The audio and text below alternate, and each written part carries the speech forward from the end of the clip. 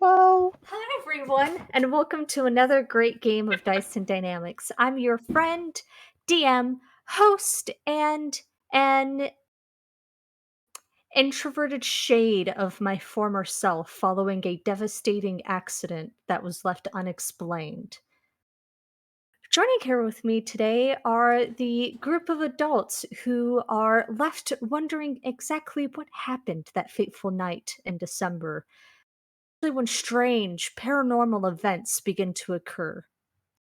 Jason here as the nervous uh, football player who is probably doing steroids. Mark, who is the plucky up and comer uh, self entrepreneur who's probably an LLM, and Muty and Sam, who were twins, Okay. fraternal. What a twist. Where's When last we left off, the party had undergone some difficult decisions, having to leave behind a mirror that had been in possession of a few souls, going through myriad of very minor traps in pursuit of the last Shigambi and Unk. The attack there was devastating and left several of the party at one hit points and struggling for air as Dvanith went down 3 times, and Jet went down once and was on his 3rd death saving throw before being resuscitated.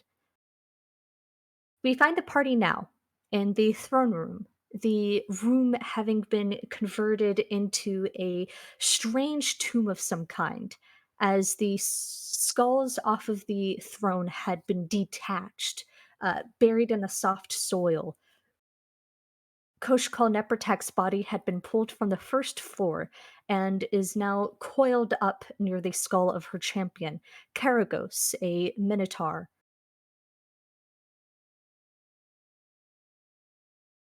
We find ourselves with Koshak.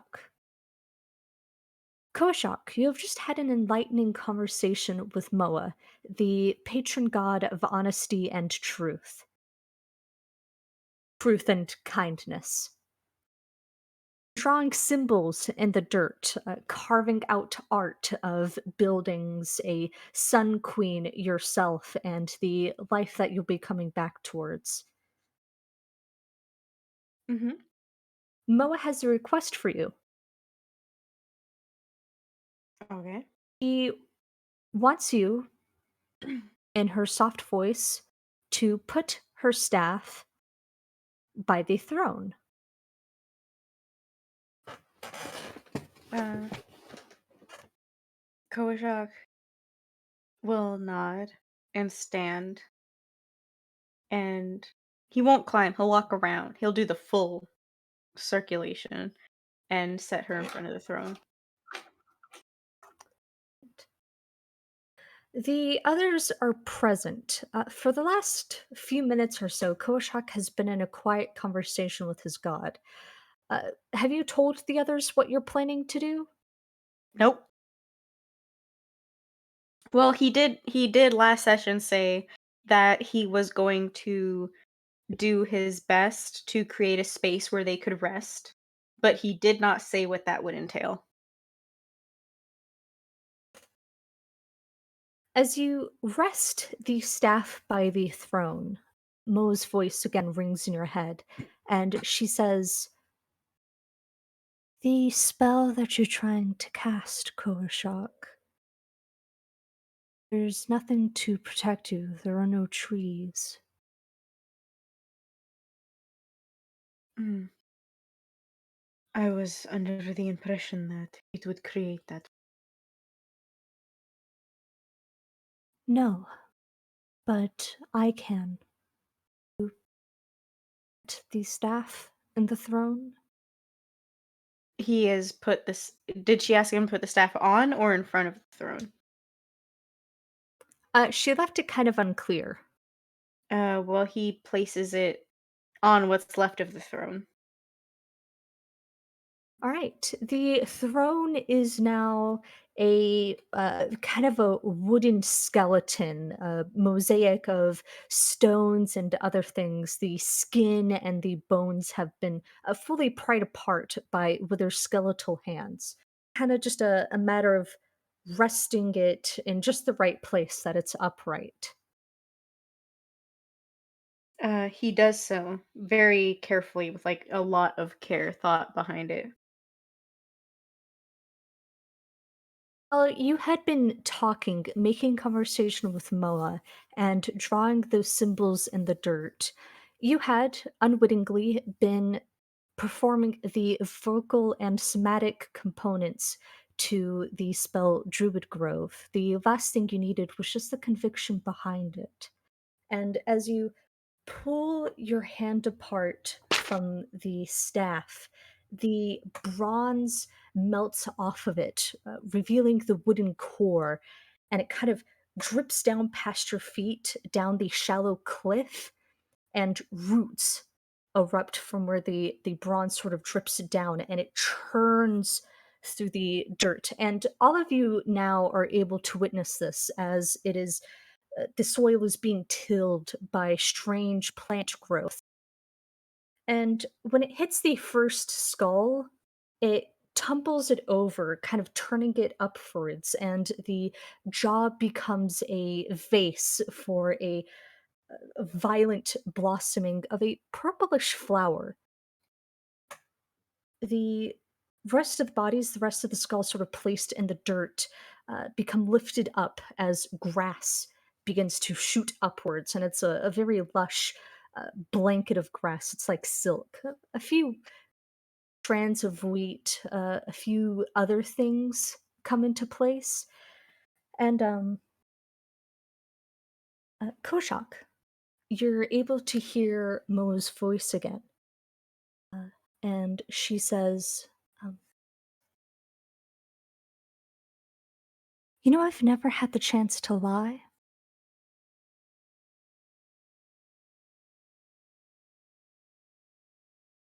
Torsion lets out a small chuckle, a small smile crossing his face as he says, I must be honest, I do kind of believe that, considering what we've been through.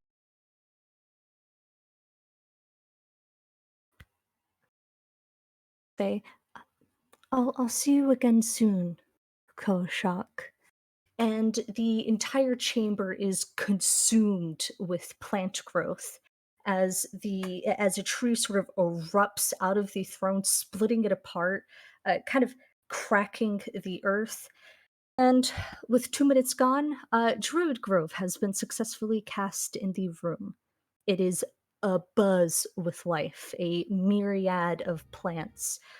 The body of Withers is sort of cocooned, almost swaddled in a thorny bush.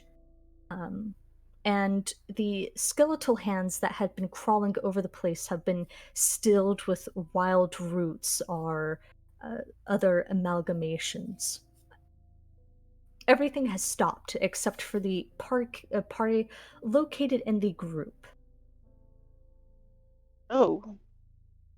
Uh, when Moa says, I'll see you soon, Koshak, Koshak opens his mouth to say something, but then when he feels the connection with her break, he goes silent, and as Druid's Grove itself gets cast and he sees the result of more or less Moa sacrificing herself, he just like watches the tree erupt from the throne.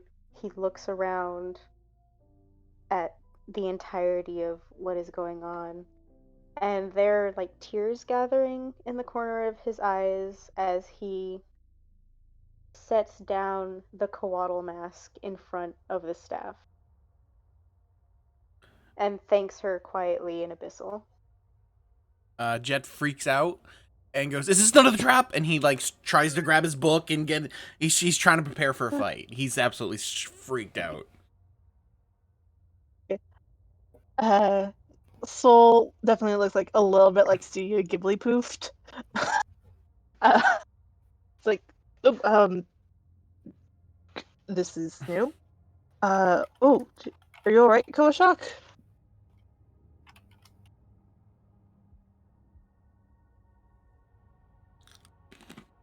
You are muted.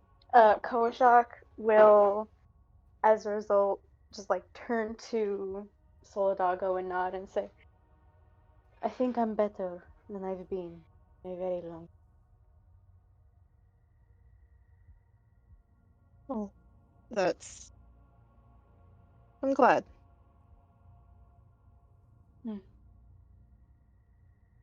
He nods and then looks back at the throne with the staff and the mask on it. Anyways, if we were to try and get some rest, I would recommend doing it now.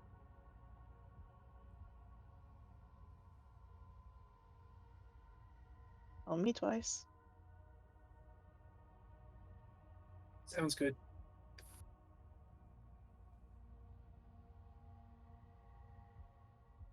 With that, the long rest has begun. Woohoo!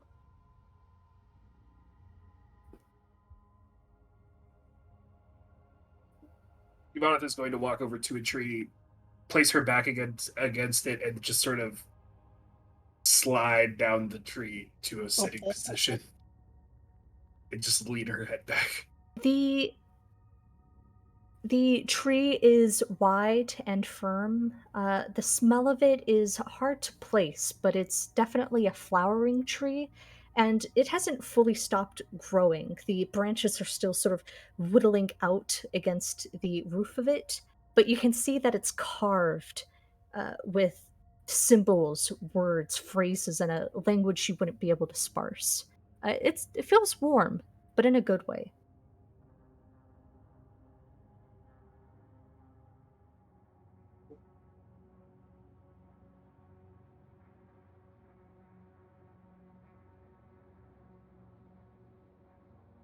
Soul will find a soft spot on the dirt and sort of lay down his backpack and will like stretch and then sit down. There is no dirt anymore. Everything has been consumed in wild grass that has been perfectly curated for picnics and lying down. Soul is even happier. He like just immediately, so instead of like sort of like settling down, he just sort of like drops his bag and then immediately just sort of like face plants into it, and it's just like when you give a cat like cat grass, like he's just like rubbing his face in it.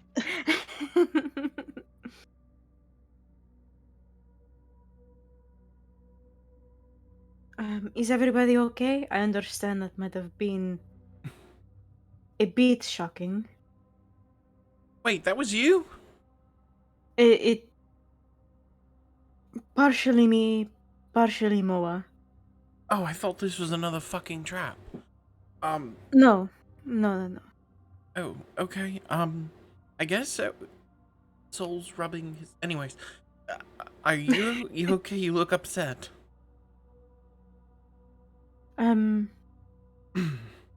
Well, in so many words, Moa sacrificed herself so we may have this. She's no longer part of this. He motions to the staff on the throne. It is by her grace that we are able to have this rest. Well, let's not have it go to waste and do our best on the next coming whatever we're doing. Agreed. Koshak actually, he has a genuine smile on his face as he nods at Jet.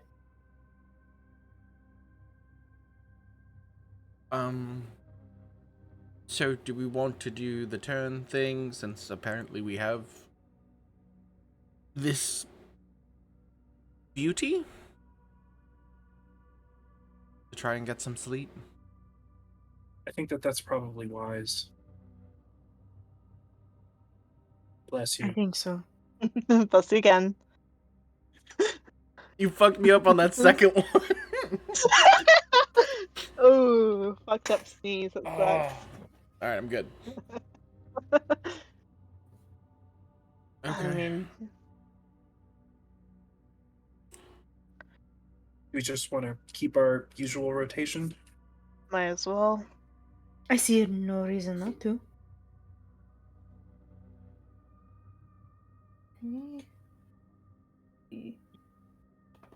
I obviously don't need to be reminded of this every time we do watch. What's everyone's It's usual rotation? Jet, Koshak, Duvanith, Soul. Yeah. Okay. Because Jet and Soul are when there's still some light out because we're the people without dark vision. Mm-hmm. Duvanith and Koshak can be switched around, but that's the basic. Gang, gang. Mm-hmm. Dark vision gang. Always be dark visioning. I Okay. miss it so bad. I'm so glad I'm playing a dwarf next. The watch itself doesn't have to be like the events of the session don't exactly have to be linear. But let's look at Jet.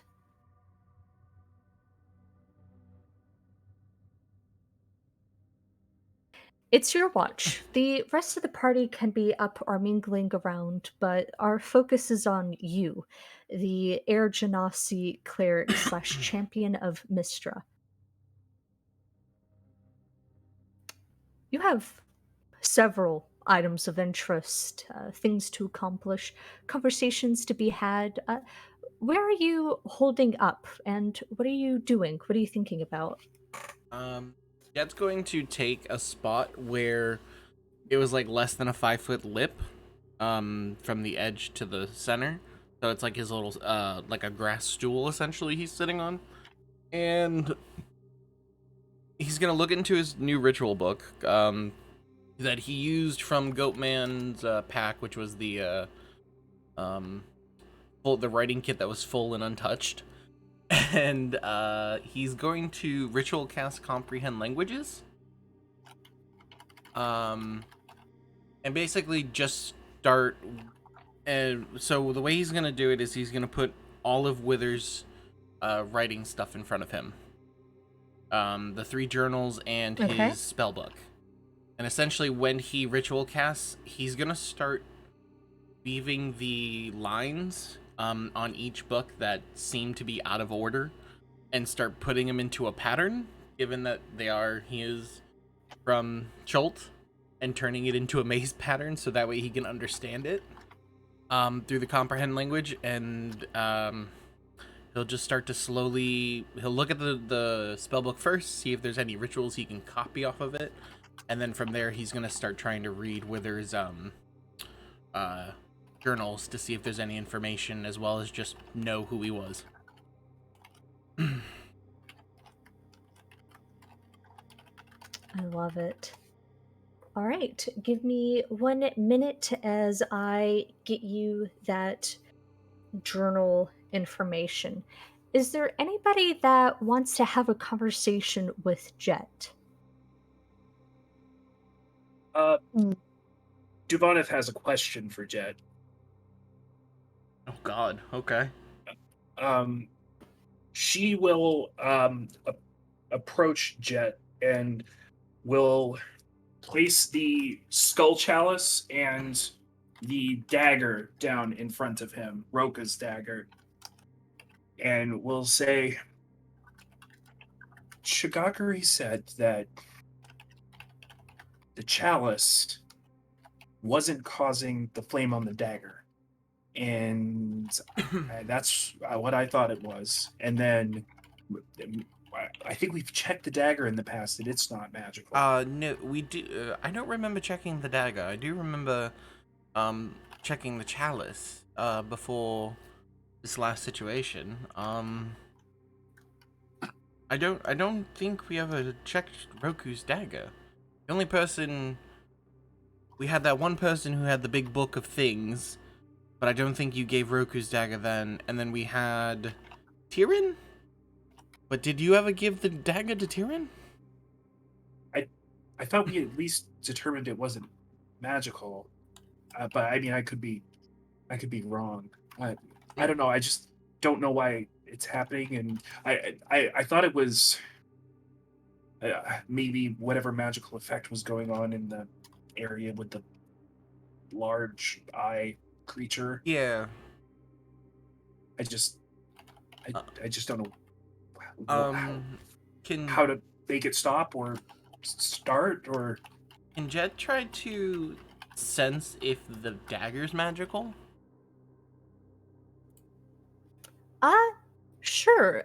Go ahead and make me uh, an Arcana or Religious check. Fuck, they're the same thing. Okay, real quick, what kind of make is the dagger? Is it Sword Coastian, like, religion, or is it Chult? It appears to be not from the Sword Coast, but from the main continent. The dagger itself is a curved blade, very luxury make. He probably would know that better. Okay, I'm gonna do religion. If it's from the mainland, if it's from the main island, then that means it's the normal gods. 20. Nice. Nice. Dirty 20 though. It still counts. Well, it's a skill Alright. check. It doesn't matter. True. Taking a look over the dagger, sort of coming to an understanding of it, you can see that the lines around it are fairly weak. It's been held in the hands of a middling, below average spellcaster who used it obsessively as a part of the spell component, but it itself is not magical. It's more of a conduit. It's like your arcane component, your amulet. However, Duvanith again is reading with lines. Duvoneth, do you trust me?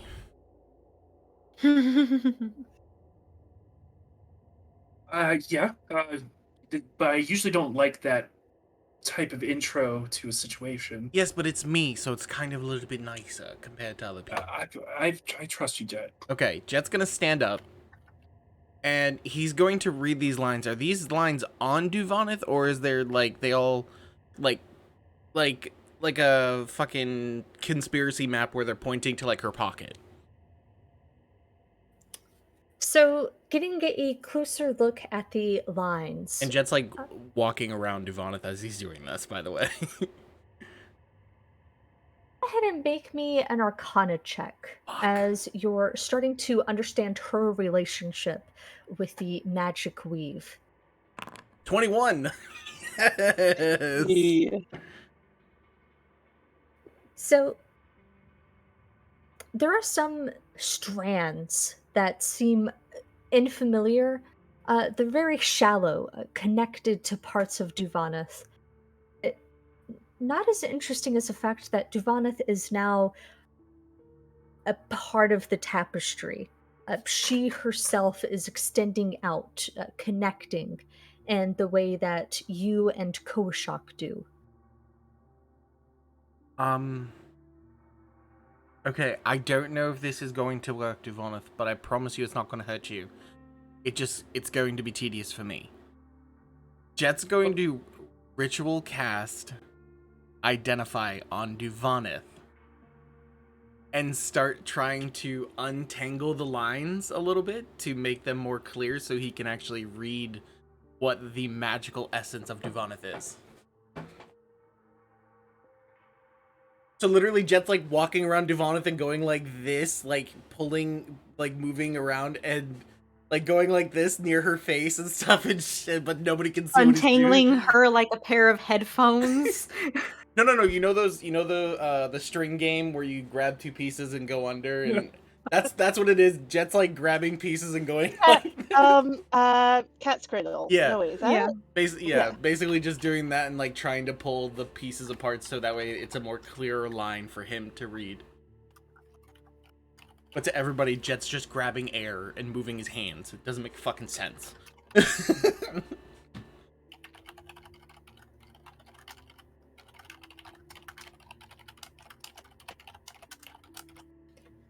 Ominous clicking is ominous. Right.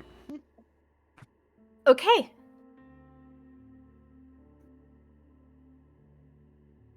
Age 26. Elf. Female. Redhead. 5'7". Archer. At one point, she had a charm spell cast on her that failed. You kind of picking at her. You get a weird. Didn't want to know about that one and just puts it off that way. You get a weird history of all of the spells that have impacted her, kind of outlined like a medical history. Substantial cure wounds. God, It's just like your fireball, nobody has fireball, had fireball, more. fireball. Yeah, nobody has been immolated more. Duvoneth. Uh, lots of restoration, lots of cure wounds. Her body is like 98% cure wounds at this point. Oh, you told me about this Um, one. As he moves another injury. There again a few scattered attempts of like dominate person, charm person, enchantment spells that just kind of went bonk. Nothing else. Just the standard sort of magicalness most elves seem to bear. But there's no piece of string or anything that's connected to Devoneth that actually, like, emanates something big. None that you notice. But this is different, though, because has Jet actually seen, like, Devoneth weaved into the tapestry before? Maybe due to her own stubbornness or her own reservations, you haven't made a goal of looking as closely, but the few times you've cast detect magic and caught Duvaneth in the area, she had seemed separated. She's a part of the tapestry like everybody else. All living things are, but there is a willingness. Hmm. I can't figure it out. I honestly, Devoneth, I think it has something to do with you. What? Okay. So, I never saw it as much as I did now, but it seems you're more weaved into the magical tapestry like me and Cole are. I'm not following. Are you saying I can do that big spirit guardian spinny death thing? No, but you can make a dagger turn fire. Hold on. And Kimoneth will like pick the dagger up and will sort of just get ready and just swing it. Sort of like with intent, as though she was attempting to like slash at something in a fight, just to see if it happens again. And we'll be like, did you see anything? Does Jet see a flare Right. of magic? Roll me an intelligence check, Duvaneth. Oh. What? What is it? What is it? 13. All right, with a 13, you kind of jab out, and there's a little spark, a little hiss of smoke, but you're not. Your adrenaline isn't there. You're a little bit too aware that you're not fighting. Okay. But did you see it? Did you see it? I did. Um, can Jet sense? Can Jet sense that component that she's missing?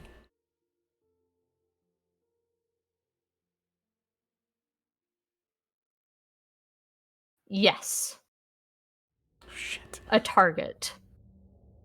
Fuck. Uh-oh. Fuck.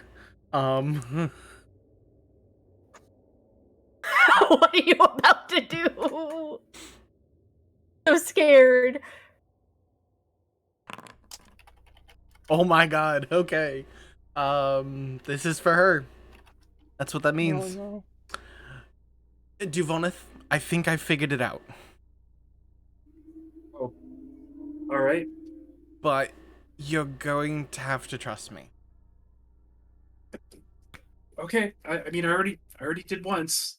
Jet will take a step back and go, you'll know when, but I need you to strike when you are the most keen, when you're ready, when you know you should strike back. You understand what I mean? Yeah. As she's doing the yeah, like trying to understand what's going on, Jet's gonna throw a sacred flame at her. Okay. Make me a dexterity Damn, saving okay. throw, Devoneth. This is for her. You feel a blight of radiance kind of swivel up from the earth. Oh my 14. god. I think this is the first dex save that Duvoneth failed.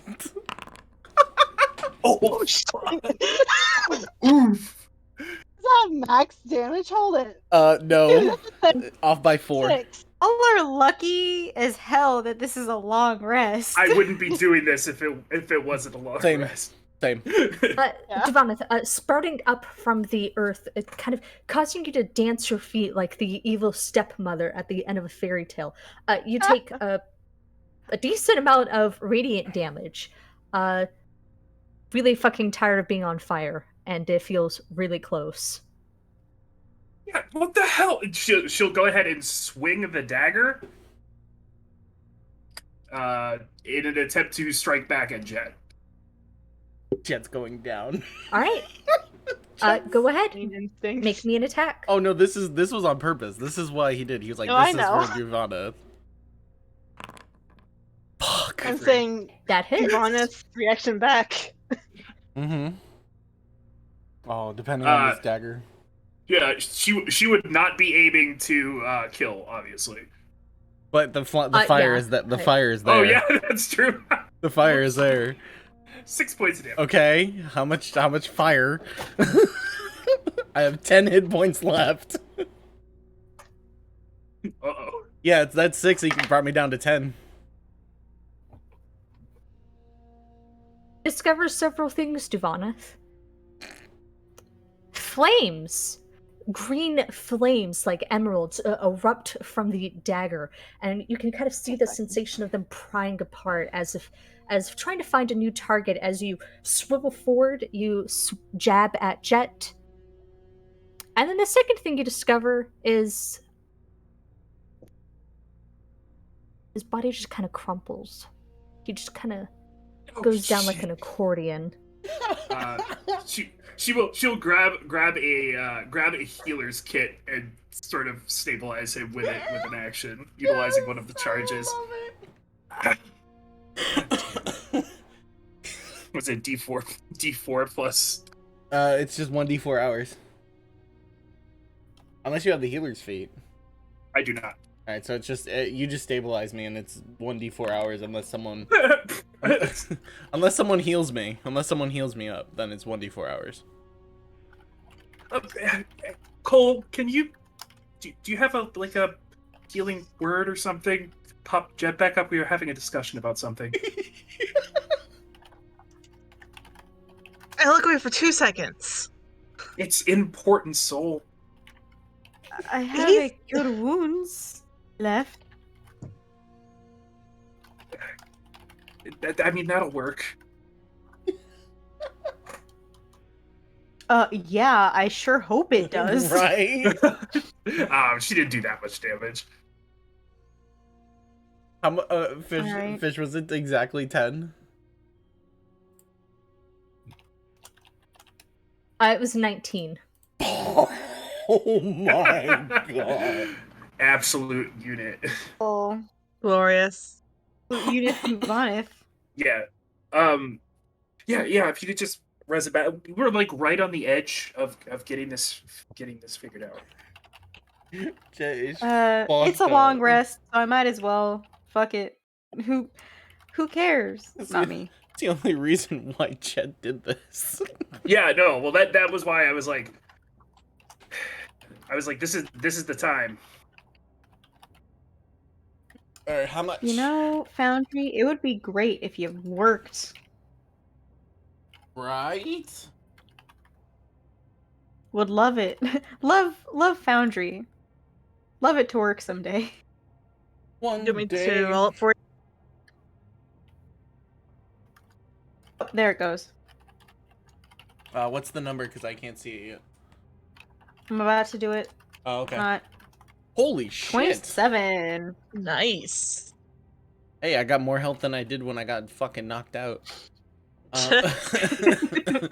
Jet's going to just take a massive inhale, and he's gonna like jump again, thinking he's getting attacked. Go, what the fuck? What?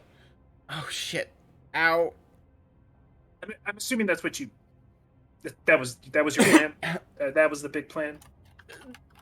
Yeah, I didn't think you were gonna hit that hard. Seeing what she normally does, Jet? Okay. I yeah.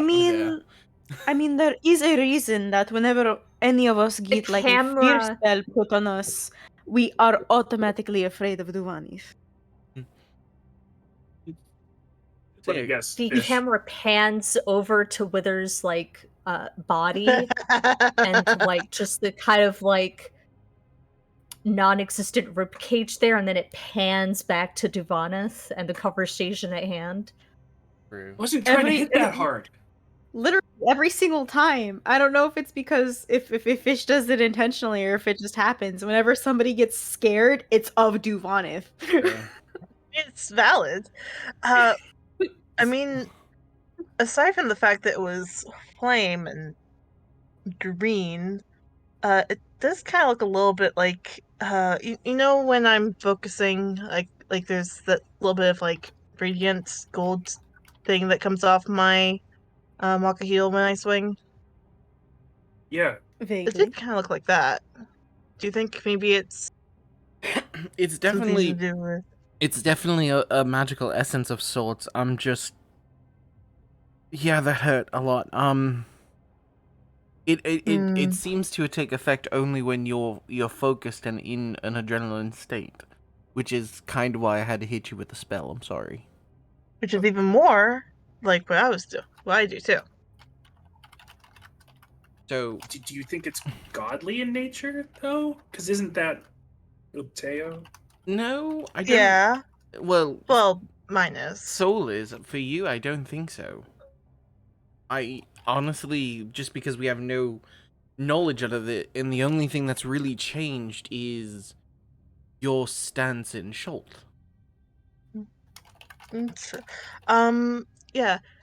Soul will like pull out Obalaka, and say like, excuse me, Obalaka, could I speak with you? I'm in a state of mourning. But I Yeah. emphasize work over familial obligation. How can I assist you? So, have you been paying attention when Duvon swings her dagger? I'm It's like not concerned with Duvanis' business outside of her strategic efforts in battle. well, when she attacks, there's this green flame that comes off her blade. Do you know what that might be? Since you are so talented with magic. I don't need buttering. Yeah, it sounds like the spell Green Flame.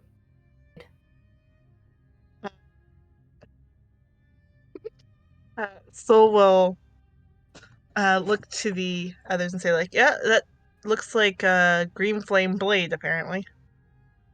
Well, yeah, it is. Yeah, it's called that. That's not really It's that a- original. Well, I didn't name Look, it. The They have- elves who they have a designed it specific were amount not. of-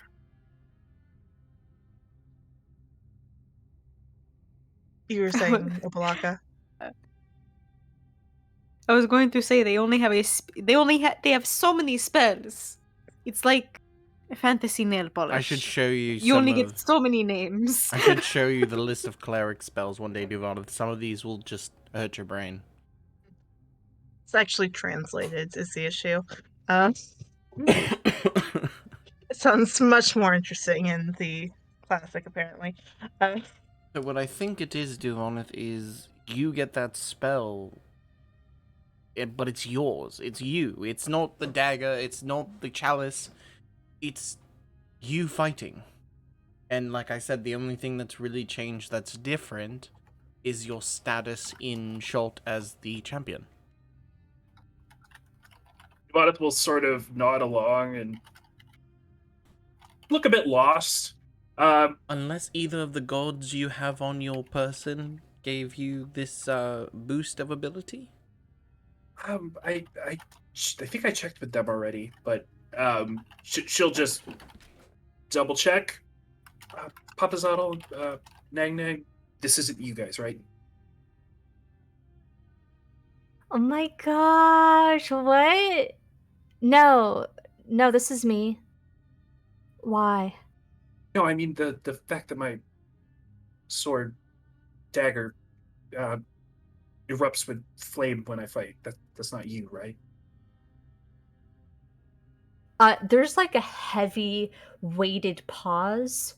And then you hear Papazotto go, I'm not so talented with magic. Don't believe so. Right. I assumed every champion knew how to do that. And you can hear the weight of Nog Nog like snickering. And Papazotto will quietly retreat into himself. Very ashamed. He's embarrassed. Well, I you know, she'll just sort of exhale and say, "Well, thank you, Jet. You know, months ago, Eku had said that, maybe it just wasn't, my magic just wasn't quite there yet, and I guess she was right. I'll leave you. Thank you, Jet. I'll leave you to your reading." Yeah, not a problem. Oh god, I hope she doesn't learn Fireball. And Jet will go back to comprehend languages and start weaving through the books and the spell books of Withers. All right.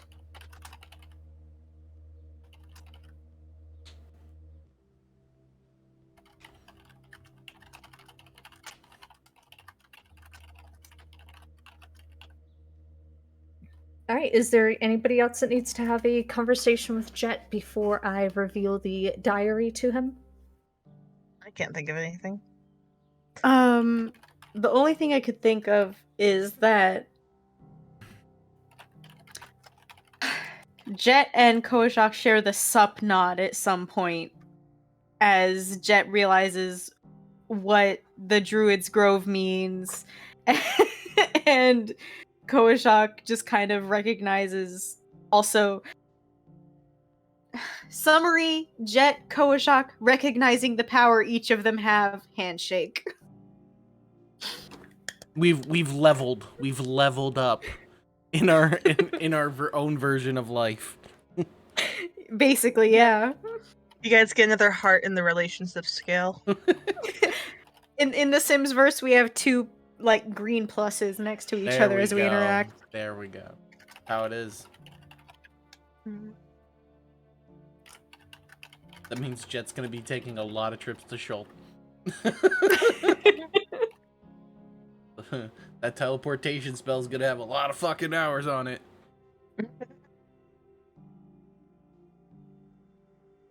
All right.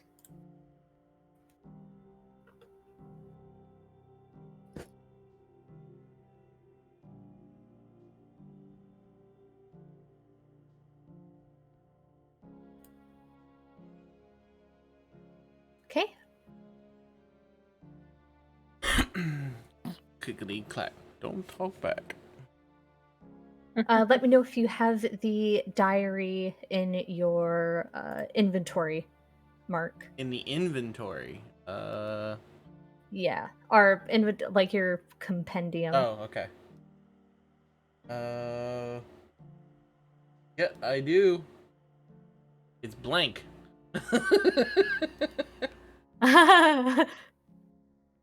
It looks like I don't have access to the drop-down menu. Oh, I do see To me too. I do see the spells. Oh, they both have this. So wait, Valindra and Goatman have the same spells? No, that was just the compilation, and it shouldn't be Valindra. It should be what's her nuts? Okay, What's her name? Zigmira? let's enter a brief break as I copy and paste Wither's diary All and right. to resubmit it. All right, we'll be right back, guys.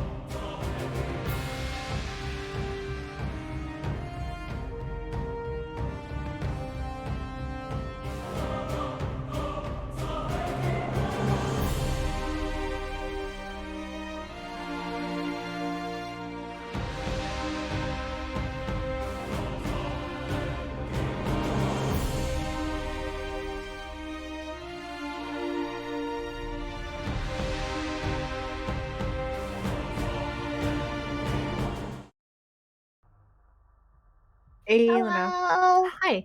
After an enduring intermission, it's been revealed that what happened on that fateful, cold December night is I had been bewitched by an evil witch killed during the Salem witch trials, despite us being in Mississippi, and the skeleton slash person murdered literally being from the 1800s, 200 years after the Salem witch trials.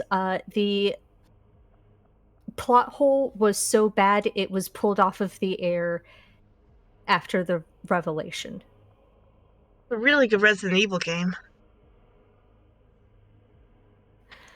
We pick up with Jet, who has just finished deciphering for himself the diary held by the dungeon's longtime custodian.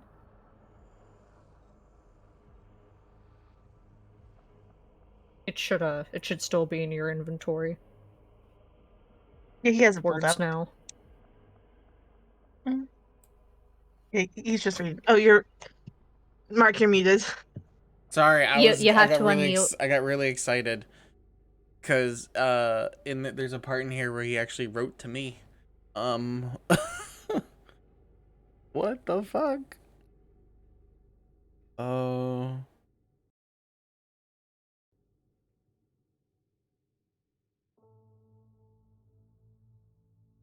Okay, I'll read this out loud because I love you guys. To Jet, my name is Gora Blackfire. I was a slave to Chimera Blackfire, and then to Puppet Master. I can't say his name right now because my brain's broken. Sarek. I had 3 young children who rest now in this damnation of a throne. My companions are breaking the dungeon to what they can. The companions have removed the curse from Shagambis. When you rescue Unk, lay traps in front of the door and do not touch the maze. The key I gave you opens the sarcophagus. The door to the maze should be blocked off. There's Bodugs and a sphere of annihilation. Don't go there. The Tomb Guardians when I die will not be in my control. Their sole mission will be to hunt you. Do not go into the cogs. Level 5, don't go into the cogs. Go through the secret tunnel, past the strange mechanical device, past the storeroom. The door is off to the side. You need to defeat 5, or is it 6? Wardrobes to open the door. Your friends have gone past. Do not go in the cogs. Do not mess with the control. There are will-o-wisps. Holy fuck! Is that a handout? Yeah, that's from Wither's diary. He wrote right at the end, knowing that Jet would take it. Shared with the rest of us? Question mark. It is not, because Jet is the only person who can read it. Hmm. Okay, Jet's losing his mind. He's gonna quickly write down this whole bottom part, of what he's telling everything, so that way he doesn't lose it when the spell disappears. Is this going? Okay. But is the diaries going through all 3 books? Essentially, like these are the important parts of each, like from the 3 books. Yeah, more or less. Okay.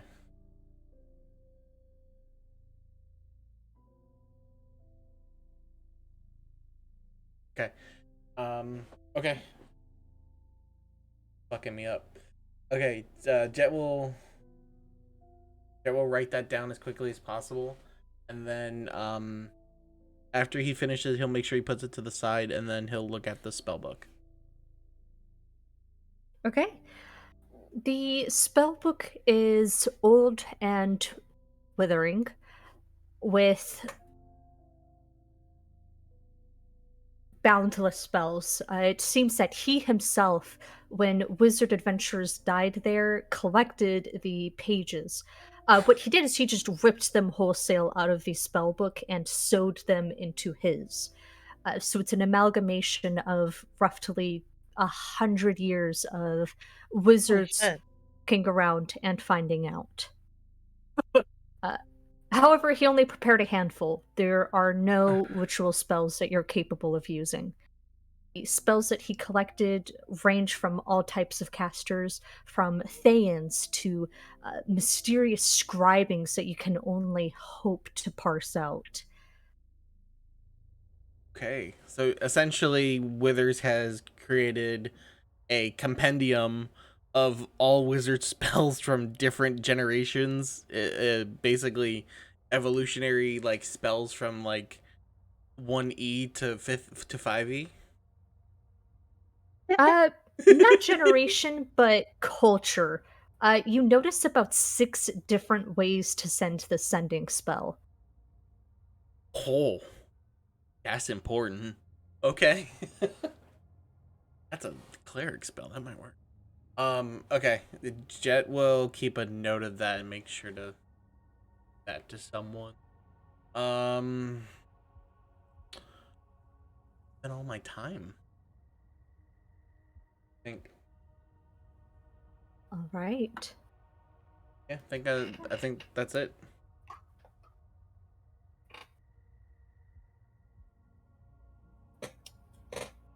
Chuck. The eyes are on you.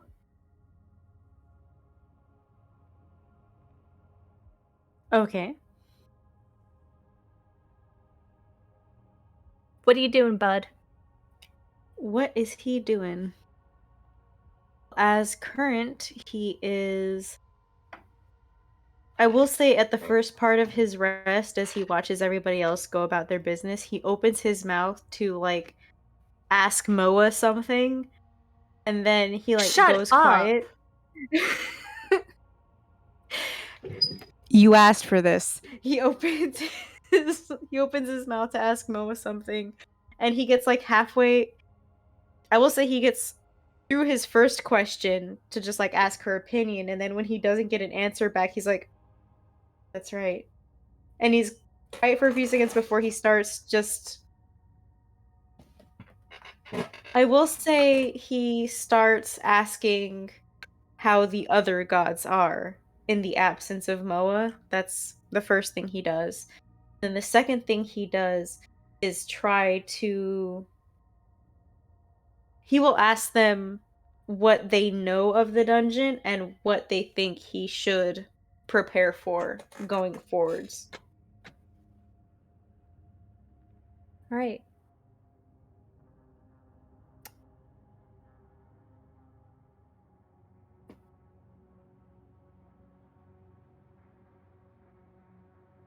Who are you asking? Cubazon and Ijin? Both of them, yes. Cubazon says, well, I would definitely look at acquiring a spell of some kind that has a strong opening, such as fireball. Can't go wrong with fireball. No. Love it when a I don't have spellcaster bumps it. I don't have fireball legion. Why not? I'm a druid. Okay, I've seen druids with fire though. A druid's a fire, but I do not have fireball. I am not that kind of druid, I'm afraid. I do have sunbeam. Perfect. I love that sunbeam. What's sun? The sun? Are you? Can you work? with the That's sun? that's basically it. I summon the sun. Shit.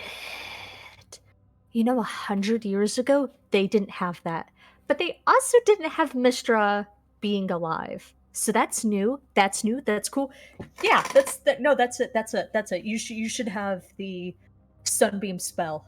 Also, it just works because you're, you know, a Sirak killed the Sun Queen, and then you're gonna bust in. Ah, I'm the last Omuan. Ah, sunbeam. It'll go great in the little Odessa they're going to write for you. Obituary? No, yes, yes. Oh, I hope they put that. Yes, you should. I'm picturing your grave. Abandoned Thank hillside. thank you, Your Ijin. nestled hill. And it Cubazon. We do sound alike. But no, this is me. Picturing it. Did you know that the elves once buried their dead in carved out hills?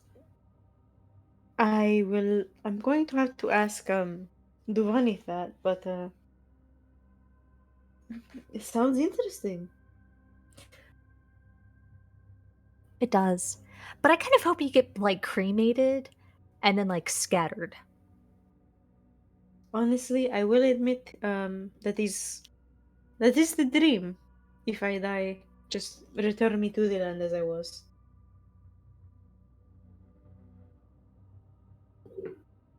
So thank you, Ijin. Yeah, I love supporting. That's the first time anybody's thanked me. I will say out of character, Moa. Koshak, you need to be more true to yourself. Ijin, left in Moa's stead. How about we fuck around? How about we find out? Huh? Huh? Yeah. Kubazan and Ijin together is definitely a choice. Uh, A very good choice. there will be another pause, and then Ijin will speak up again. You should ground a Sirak. Spike growth. Solidago should grapple him and then drag him through spike growth. But we don't. Ideally, I will say that as Serax,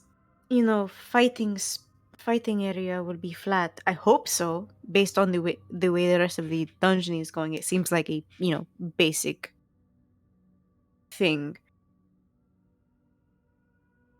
Spike growth is actually always good. Actually, I'll do that.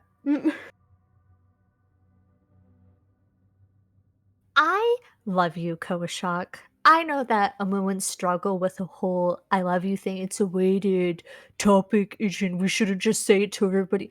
I love you, though. I think in another life, you would have killed a lot of people.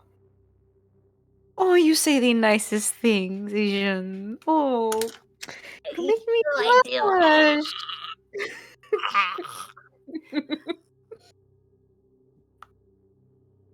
Moa said that me and Nagna couldn't hang out.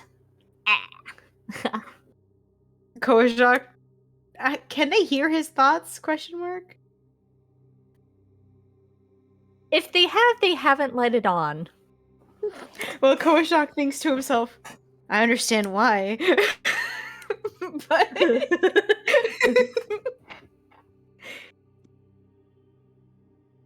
hmm. Well, I'm sure Moa had her reasons. Yeah. Something about bad influences. I kind of got a consort kicked out once. What did you do? Do you know about panty raiding? No, Ijin, I'm afraid I was not there for the panty raid. Well, yeah, they would have because the panty raid happened 150 years ago. So there was this warrior, Tikagwe, and Selkare was was she? I can't remember if she's in rule or not. Anyways, yeah, the champion wasn't allowed to kill him. So the queen exiled him. Well, you have to do something. If you think about it, I saved the Omuan line by casting out Omuan. then he and his children weren't here. When Asira came through. So really, I'm kind of a prophet. I'm kind of a big deal. Fascinating. Inadvertently, you saved the Omuan line. Truly, truly. Mm-hmm. Just Mhm. don't listen to anything Obalaka says. Because, yeah, it was her idea to sound out a bunch of the royal family when Asirik showed up, but I was the one who supported it. Interesting. I can't listen to what Obolaka says because my 6'6" friend over there is the one that has her. Oh, I thought it was 6'8". He's tall. I'm Can you 5'8". can you ask him how tall he is? Yeah. It's like as a joke. Sol. Wait. Solidago. Fuck. You know how late it is? Too bad. How tall are you? Uh, it's. I was sleeping. How tall are you, Solidago? 6'8"? 6'8". I was 2 inches off. What the fuck? And he like immediately passes out again. Just like devolves Nice. into mumbles and then passes out. You're awesome. You just woke him up and what's something else embarrassing you can ask? You should ask something else that's embarrassing. Oh god. Can you I will wait until the next time people try to fall asleep. but they're all asleep. Yes, but you see, I will not disturb Jet because he's got concentration things to be doing. Duvanity is fair game. You should ask her when you wake her up for her watch because then she won't be expecting it.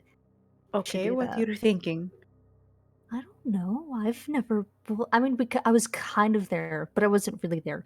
Pepazotto was all, "You will not disturb the inner workings of the champion," and I was like, "Whatever." I don't think we would get along. She's really, despite really being in my territory, lovers, thieves, we'd get along, but she's really, She's very calculated. She likes thinking things out. yeah, she probably thinks so much. Pepazotto's we get along sometimes. Really? Hmm. I'll think about what to ask her and run it by you if I think of anything. Yes. Yeah. Anyways, I need to try and focus. Thank you, Ejin. Thank you, Kupazan, for your early opinions. You'll hear Ijin give up, and Cupizan will give a very bravado-filled welcome, and then the heavy weight of grief settles over you as the two gods inside of you both go through their own feelings of mourning with Moa's passing. Everyone in Koashok's circle, including Koashok, are just, that was a fun conversation, wasn't it? One of our favorite people just died. Yeah.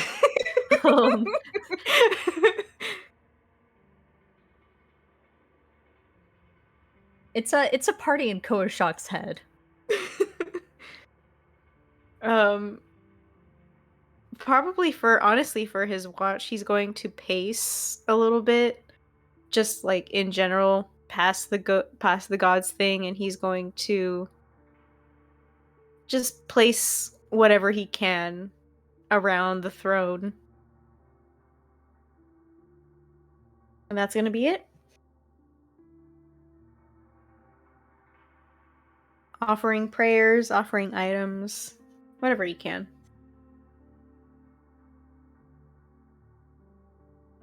And that's your You boy's do turn. so. And roll me a D100. Beans.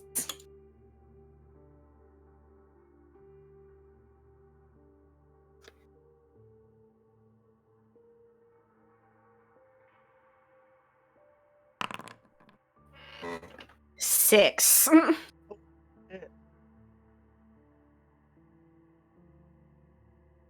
06. Okay.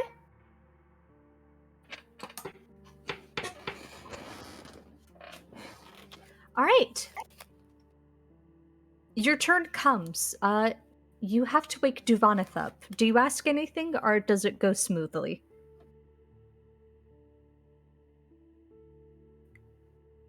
Um,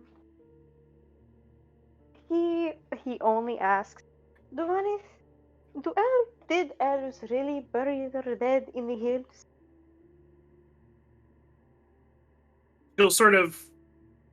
I mean, I'm sure some elves do.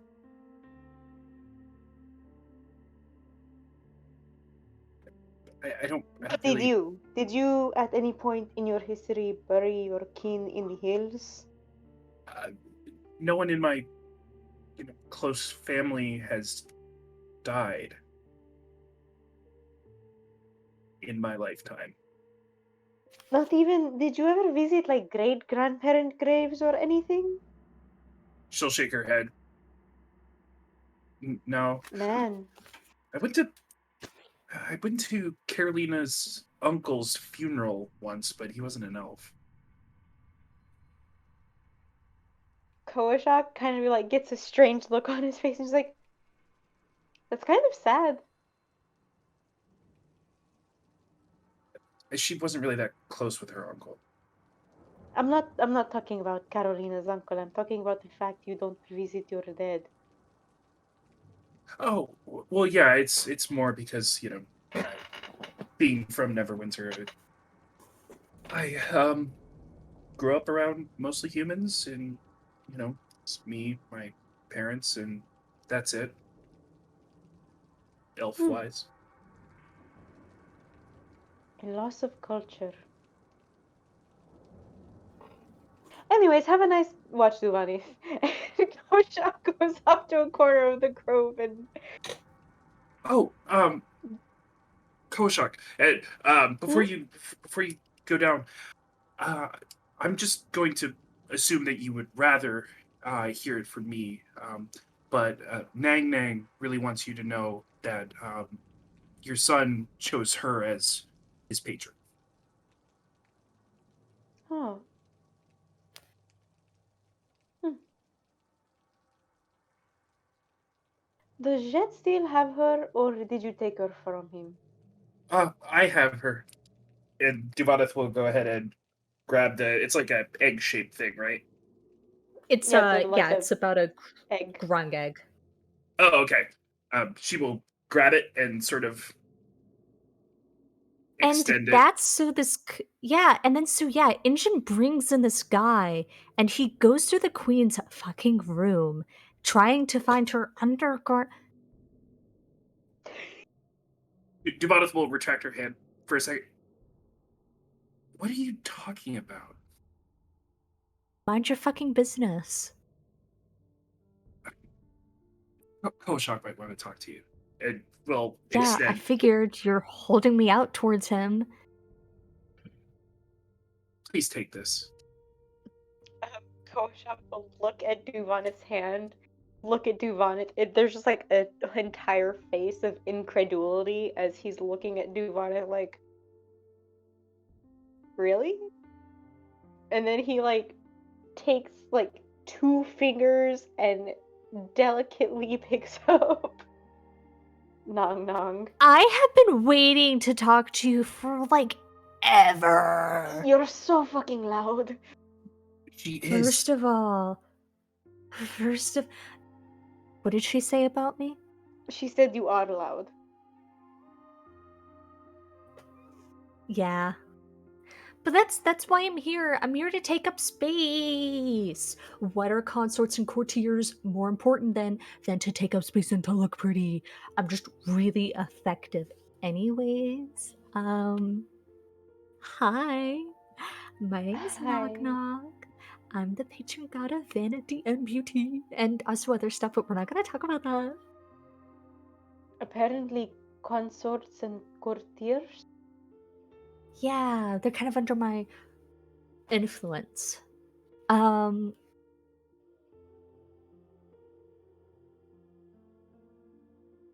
Was Rosnacy any good in bed? I mean, was he good? Everyone I says he don't was know. good, but I don't. He never touched me. You don't. There's like a solid wave of disappointment into your ears and go, "Come, are you serious?" No, he never, never, not Nope, even. not even once. The most Did he you guys did make was kiss me, but we didn't make out. no tongue? Nope. Vadis is just standing there with a horrified expression on her face, like this can't be about Na, right? No, no, no, no. Oh, God, thank no. God! It's not about Oh now. God! Divani, what you? Oh, Divani? gee. Oh. I am only Divani, hearing what one did you think side of I this was talking conversation. about? I handed you the egg. It was like your son picked Nog Nog. I handed you the egg, and you know what? I'm gonna go Divani, double you go check. take your watch. I'm going to I'm go go- take a nap. I'm gonna go Yep. check the door. Bye. Kojak just like walks off and does the waving motion. Have fun, Wait, Divani. I need you to put me back to Duvaneth. I have to gossip with her. Kojak like stops before he fully enters the like grove area, and he's like, Divani, Yeah, yep. are you willing to hear Nong Nong out for like half an hour? Sure. Um. Yeah. Sure. Fine. Okay, Can I make really quickly, really. Kojak tosses the egg at Divani. Wait, I need to tell you that you're. That's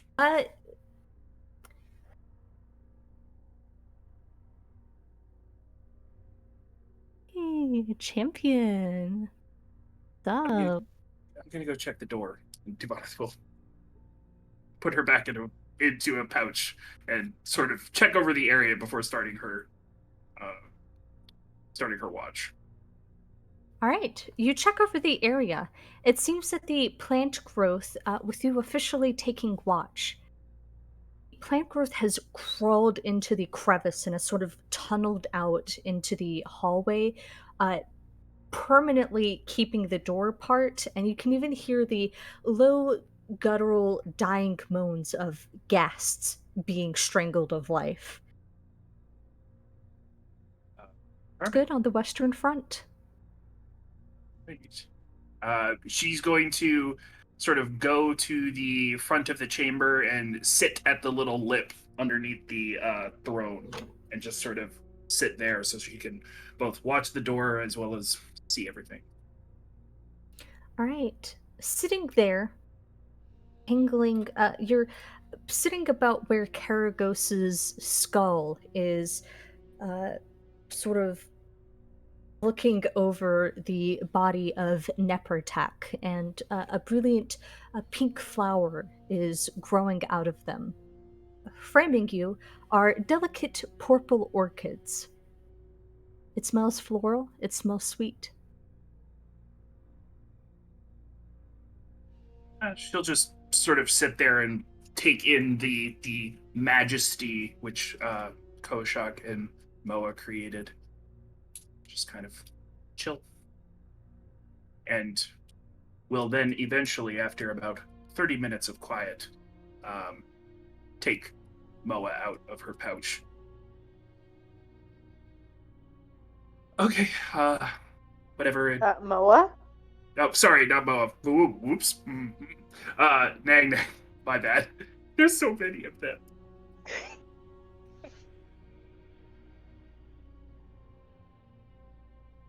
And she is still wearing the chain with Papazotl around her neck. She hasn't changed that. So the queen just got out of prayers, and you're not gonna believe what's going on in Port Nyanzaru. So apparently, there's this group of emissaries. I don't know from where. Not Baldur's Gate, obviously, but from like another place. Like I don't think it's Luskin, but it's like a coast town. I don't really care. So anyway, they're showing up, and they're like, here's my son. And the queen is all like, you, obviously, he wasn't even that handsome. They said he was talented with cooking or whatever. They're like, yeah, he can do like house chores, like a pet. I mean, like I've had golems that can do more tricks than that. Anyways, so the queen is all like, you, and then they get offended. And then so the queen's dad has to step in, and that's when it gets messy. Because then Orvex is all like, stop harassing my daughter. And then she's all like, stay in my business, dad. If I wanted you in my business, you wouldn't have left me when I was 5. And then this is all happening in public, right? Everybody's seeing this. Tyrion, he just left. Like he just left. He was not messing with that. Anyways, yeah, so they're there, and it was awful. Cool. What about you? Anything exciting besides this? Anything uplifting? Jet thinks I'm magic. That's kind of You cool. are. You're No, not so magical. not like that.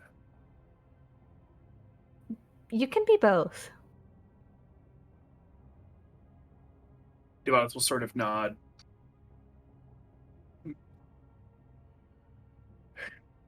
Yeah, I suppose. Yes. Oh my god, it's a win. Pepazotl, did you hear that? She admitted she was magical. And Pepazotl will go, Stuvanus, we all think you're magical.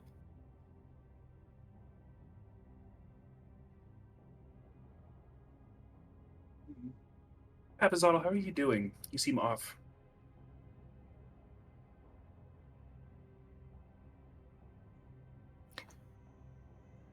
I'm going to miss Moa. Her guidance would have been helpful in the coming.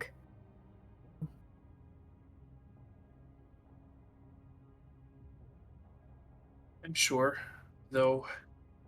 Hopefully,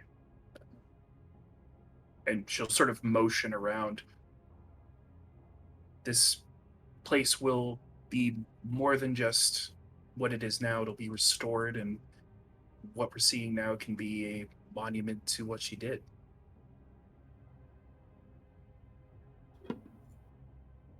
I hope so as well.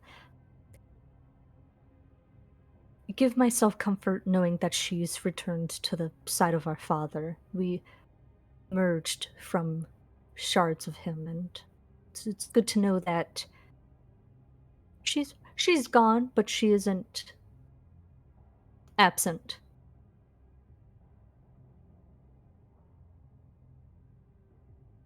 Yeah. Yeah.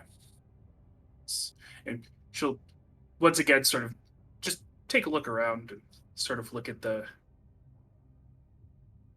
greenery and say, didn't think I'd ever say this, but it's nice being back in the jungle. It's been a rough couple of, she'll sort of think, days, I'm assuming. Been about 4. Hard when you can't see the sky. Withers didn't think to add windows. We are underground. The man is animating corpses. He could have come up with a solution. I don't think so. Everybody can make reanimated corpses. I've seen children do it. There's a goblin out there who can do it. I Oh, can't that's. make windows underground. I thought goblins were just little brainless sort of rage machines. How would one master the art of? You know what? Never mind. Yeah, man. He's from Chult. Somewhere in the fucking thing. Oh, he There's a did. very angry He goblin. did. Oh yeah. Yeah, Yeah. In the Soulmonger, there is an angry goblin somewhere. Ivaneth, Yeah. do you understand now what makes you so special compared to all of the other champions? Well, when I wasn't being mauled by minotaur skeletons, I did give it some thought, and I mean, it could be any number of things. I mean, I'm the first. I mean, I think I'm the first woman that I've heard of, unless there's one that I haven't heard of, which I'm sure is totally possible. It is. Champion Safia. She was a Vistani woman who was champion for about 8 hours before her queen was hung and drawn and quartered. She used the chalice that you're wearing now to massacre the dissidents. I mean, does Have you 8 seen hours really count, though? I would say it was 2 years building up to that moment. In my belief, Safia was champion the moment her queen had that thought. So then raise another one and sort of say, is it that I'm not from Chult? Or, you know, Omu? Sort of the fact that I come from really far north. Safia came from a dread domain, so that's I for don't know. zero, and I don't know what that is. I don't know a place called Dread Domain. neither do I. That's just what I heard. A handful of them, Musharib was Nepaka's champion, and he came from. There's a long, enduring silence. Dwarven place. Okay. Duvanith will sort of shrug and will sort of chuckle to herself and say, let me guess, I was the only champion who didn't know they were getting made champion when it was happening? Incorrect. Again, there's another pause, and you can hear him go, knock knock. Did Stomp know that he? No, I don't really remember Stomp that well. It was kind of, you know what I mean, before our time. And you can hear him go back and forth, kind of picking through a name of champions. And Pepazotto will say,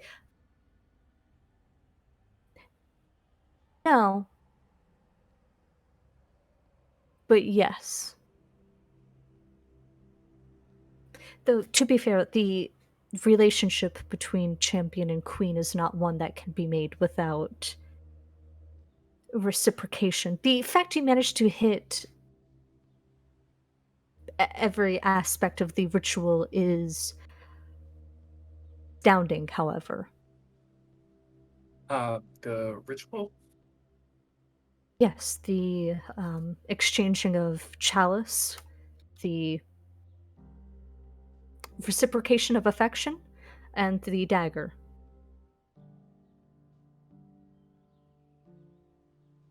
That's. But again, I wasn't doing it on purpose. Well, no, and your queen is well aware of that. But it is still funny that you managed to do all of that unknowingly. Yeah, I suppose so.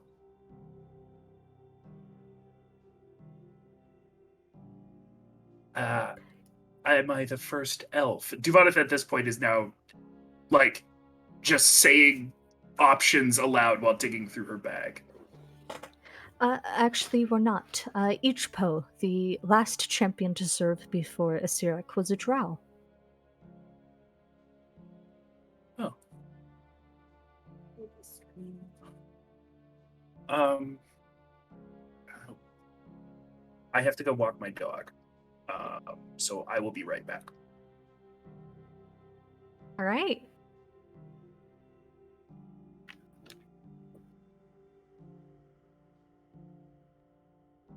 I'm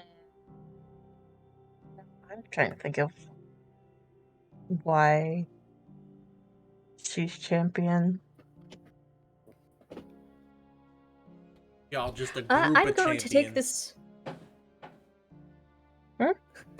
I was gonna say we're a group of champions that were meant to be NPCs.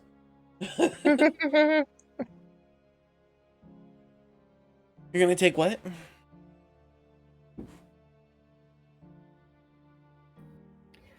Hi everyone.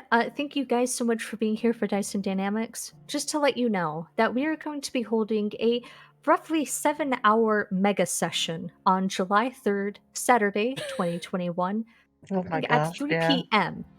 We are going to do the entire 6th level of the dungeon.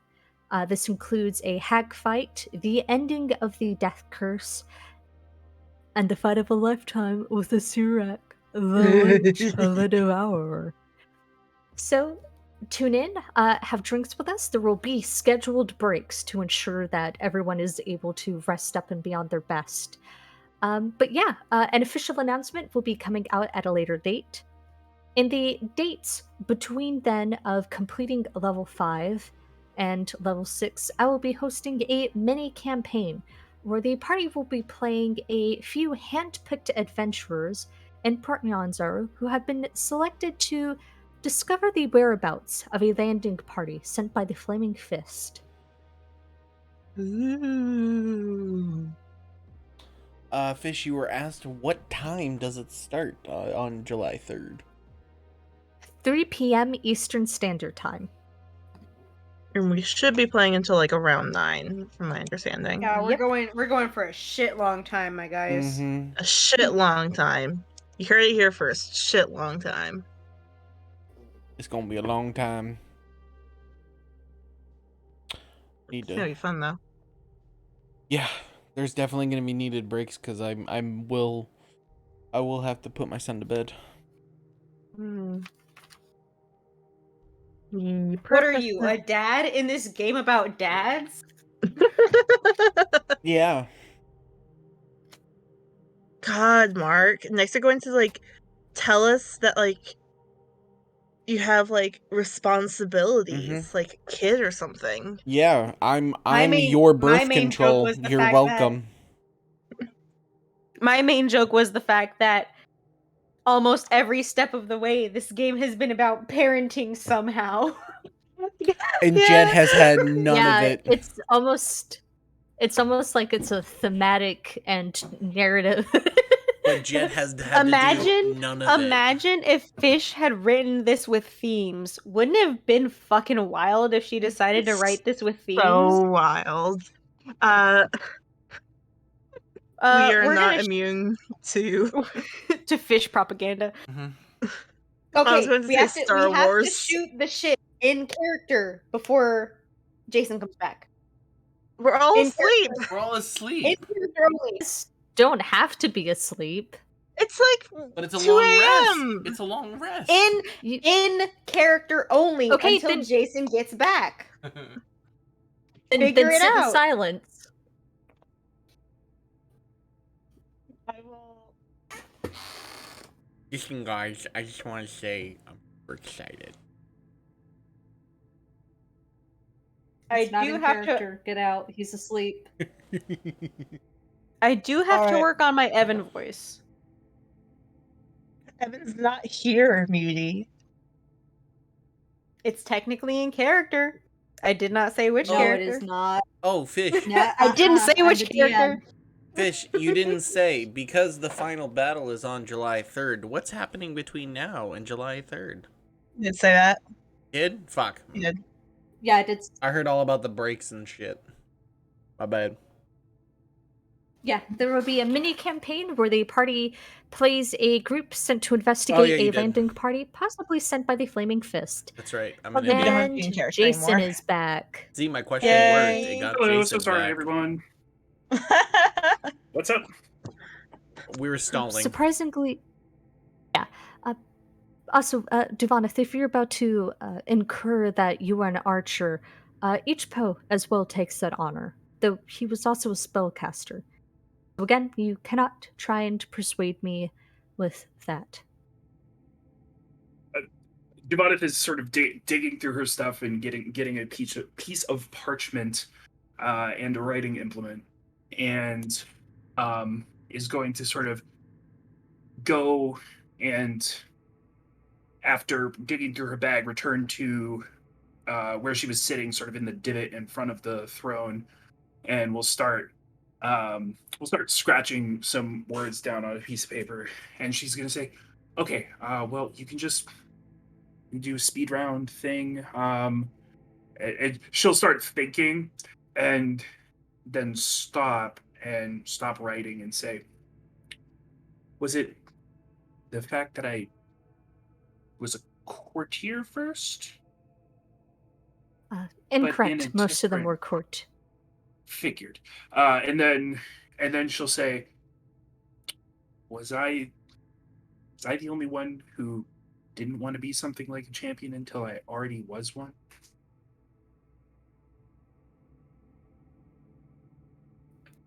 When Pepazotto talks, there is an undescribable warmth in his voice as he says, "No, you share that honor with Chigakuri." Well,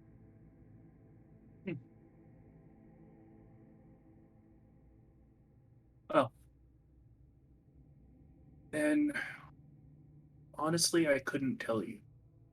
And she now will sort of place down what she's written on the piece of paper, and from her pocket dig out the half of a locket which she retrieved from the shrine to Papazotl, and will sort of take out Roka's dagger and begin like sort of scratching intricately on it.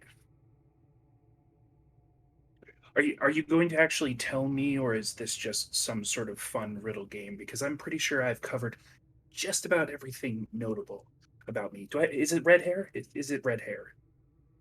I get a lot of flack on that. No, it isn't the red hair, though you are the first champion to have red hair. Naturally. Is that natural? Yes. And Duvanov will say, so what you're telling me is I'm answering correctly. I'm not giving you the answer you want. Yes. You are not giving me the answer that I want and you need.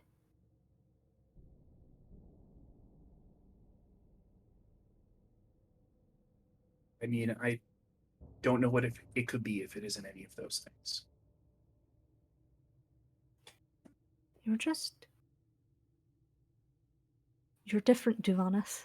Every champion has strived to become on equal with their queen or any queen, to be able to answer her directly outside of what the chalice means, and you're going to be the first one to accomplish that.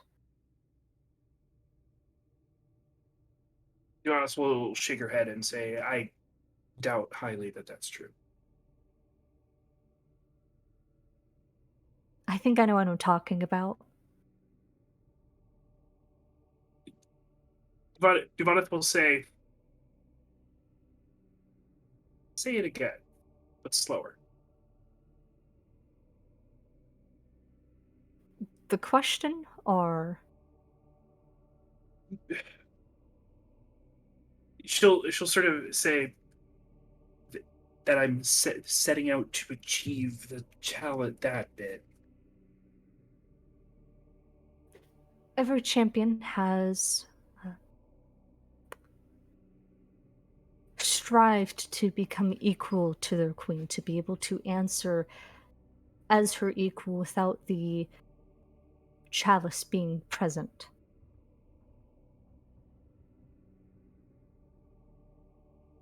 Ivanov will shake her head and say, I still don't think that's true.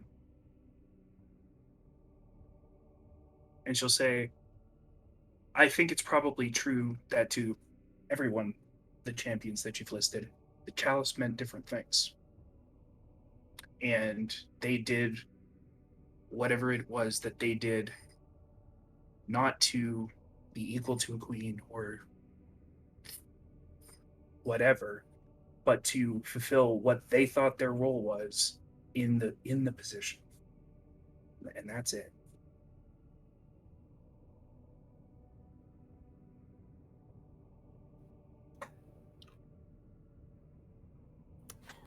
Another long, enduring silence, and you hear Nog Nog go, "You gotta take the L, Papazotl."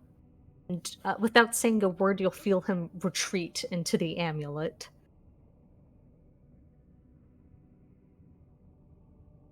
Ivanov will sort of shrug and say, it's just the reality of it. It's an extremely diverse list of people. Hand on Nog Nog now. It's an extremely diverse list of people that Papazotl listed. They can't all have that singular motivation. And Ivanov will go ahead and sort of finish taking the locket and sort of wrap it in the paper, and the locket just says it. She very crudely scratched the letters DUV in it, and then on the paper it says, always knew we'd get you back here. And then underneath, she'll sort of slide the paper underneath the sort of Minotaur skull and Nebertak, just sort of slide it underneath, and we'll sort of feel like lean back and sort of look at the throne chamber and sort of like think and sort of feel a protective warmness, and she'll sort of like flit her finger, and Jabaneth will illuminate the area with fairy fire.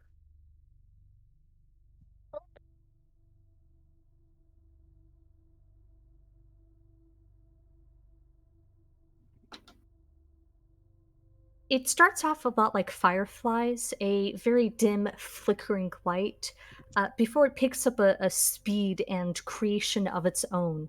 And the lights are dim, uh, mostly due to the complete darkness swamping the chamber.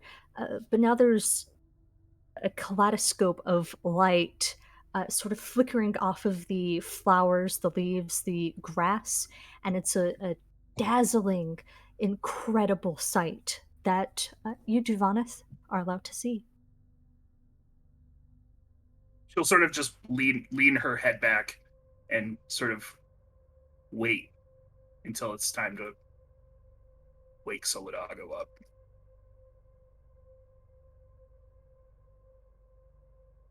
Do you put your hand back on Nog Nog? Is she anywhere in range of touch? Oh, yeah. She's kind of got Nag Nag in her lap currently. Nog Nog has been quiet, very respectful, but as the spell sort of gives out and it kind of flutters out, you'll hear Nog Nog go,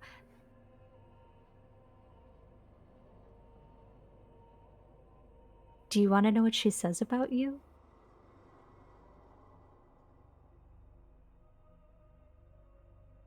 Ivanus will sort of like,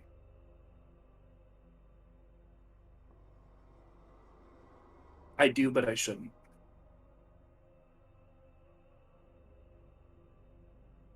Think so.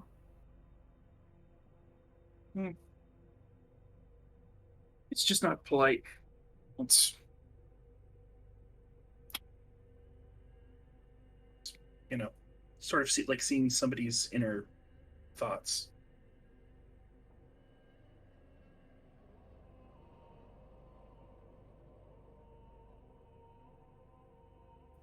Can't you live it up a little bit? I mean, you are about to die. That's true. Sure. Awesome. Do I start with the good things or the bad things first? Or should I just tell you two things, one good, one bad? Let's start with the bad, I guess. Okay, she really thinks you're ugly. I mean, really fucking ugly. So she didn't really pray to me that much, and then you cut your hair, and then she was like, knock knock, you won't believe it. She finally cut her fucking hair. Thing ever that happened to me. It was Okay, fair criticism here, but I've been living in the jungle for 6 months, so haven't really had the time. Yeah, whatever. Anyways, I mean, it's not really that. It says that your face is like pinched and you're kind of you do this thing and then there's a silence. You assume she's making an expression. She's currently an egg. And then she goes, "You know what I mean? You just kind of sorry, you grimace a lot. I don't know if you knew this. Your face is just constantly pinched." Devon will sort of nod and say, "Yeah, that's it's something I'm aware about. When your primary job at sort of court functions and things like that is to keep the drunk adventurers away from the princess, you sort of pick up how to be imposing despite being, a twig." My god, I know. Trust me. I don't necessarily agree. I think the look is really good. But different strokes for different folks. Um, she of course really hates that you never said goodbye.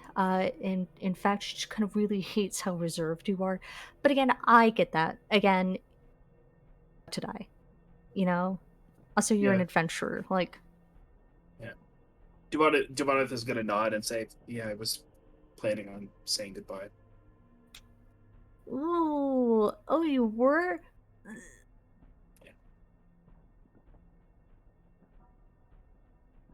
Yeah, Yikes. yeah. Sometimes other things take priority.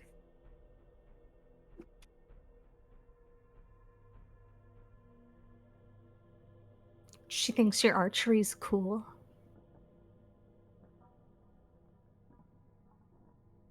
Me too.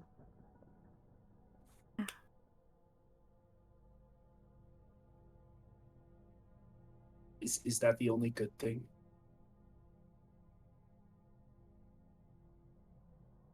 She's kind of a pessimist. Um, Mostly she was just kind of planning on killing you for a long time, so it was just a lot of nog nog, give me the strength to push this young woman off of a cliff. And then it was kind of like, do you think Duvanis likes my hair today? I kind of brushed it the other way instead of this way. Oh, knock knock.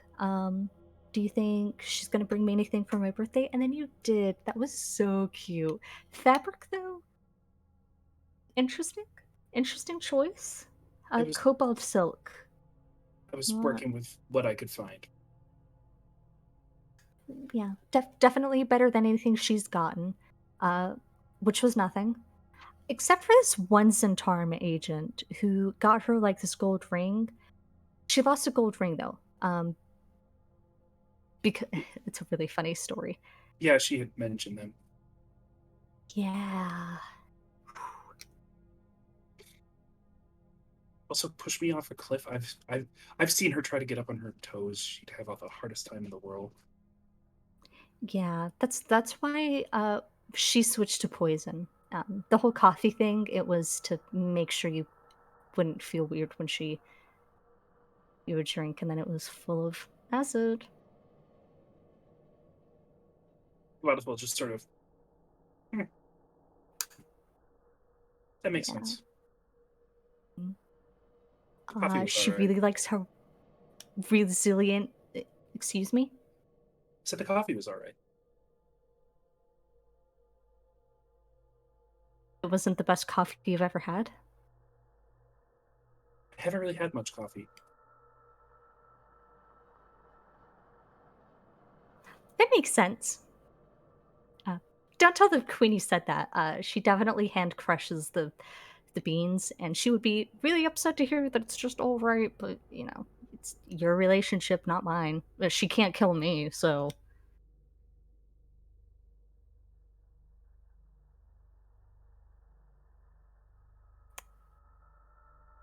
Kind of thought this conversation would go a little bit differently, and then he hit me with I was going to send her a message, and that just kind of that just blew the wind out of my sails. So this is interesting. Yeah, Um, no, it's okay. It's going mostly according to how I thought it was going to go. It's fine. oh, that is really sad. Unless it's Devonable good. nod. No, it's not. Oh, ooh. Did you want to talk about that? Devonable just sort of shrug and say it's not really important. It's just it's just it's just how things are and how things were always going to be given what I'm trying to do here and what she needs to do with her position. It's just how it has to be. I don't think so. No, it can be totally different. Stop. Yeah, No, it can be. It's gonna be totally. You're gonna kill the guy, then you're gonna walk home, and she's gonna be like, "Oh my God, Divanis, my hero, my champion, my one true love." And then you guys are gonna be together forever until one of you dies, probably at an early age.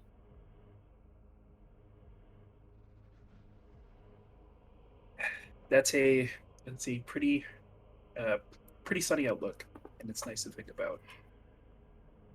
Thanks. I like to think of myself as the well, now I can be the optimistic one now that Mo is dead. Uh Always on the bright side. Oh God.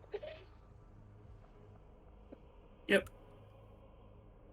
This is from me, but the short jacket look is also really cute. It does a lot for your waist. Again, I'm malnourished, so Well, that's that was a compliment.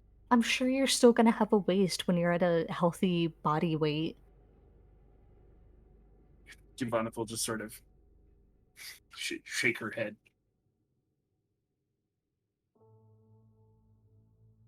You should wash your face though. When you get home, you should really get on a good skincare. I can feel your pores. Same, but yeah.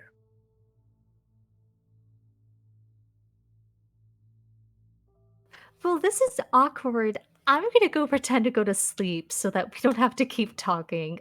You are horrible to talk to. Um, Well, you here, here. You like to gossip, right? yes. And you said make myself allow myself a little allowance, right? Yes. Who's the girl? Oh my god, are you talking about Marion? I think so.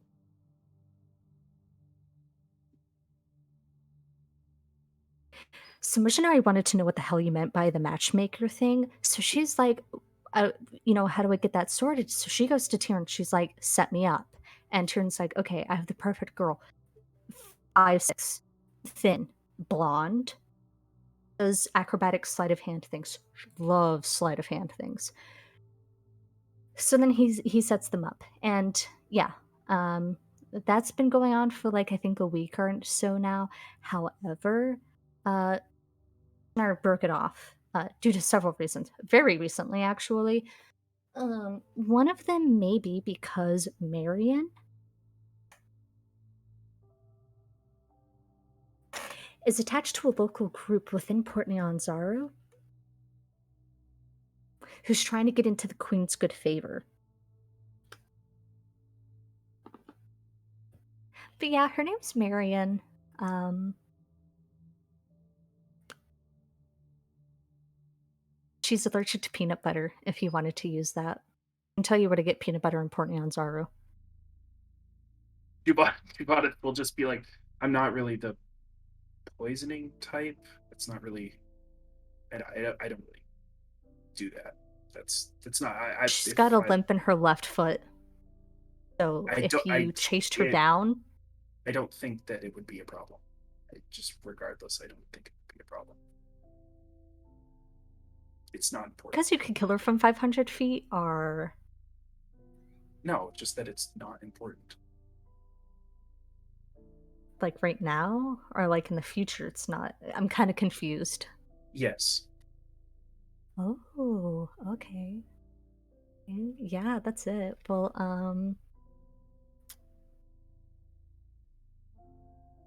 yeah, I don't really have anything else. She doesn't really talk about Marion.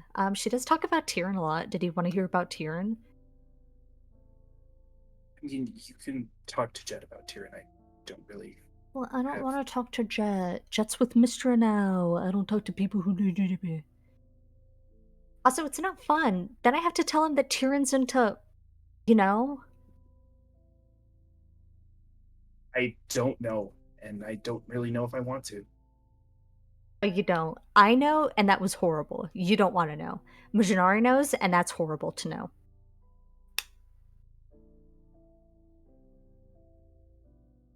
Ibadith will shake her head. Yeah. I think I'm gonna finish the rest of my watch in peace and quiet. I can totally be quiet. I'm really good at being. No, yeah, put me in your pocket. She will do that.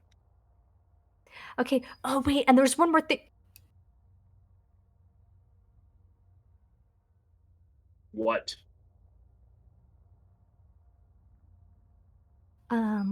She wanted to say that she's sorry. That's all. Goodbye. Or what? I don't fucking know. I'm her patron. You're her champion. You figure it out. Anyways, put me back. I want to go to sleep. Okay. She will do that. So. Don't His talk. ball. I'm not. I've already told you how tall I am. No. So it's what? Anyways, it's your watch. Oh. Right. Yep. Yeah. I'm up. Thanks. Will creak his way to life. It's like his back cracking like 20 times on his way up. It's like, yep, I'm here. Yep.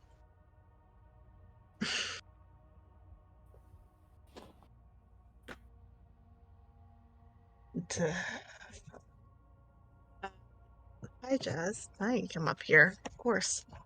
So Thol, will take out Mimihez so he has a little bit of light.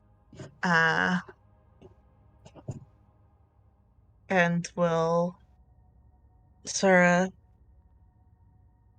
take a perimeter around the place first.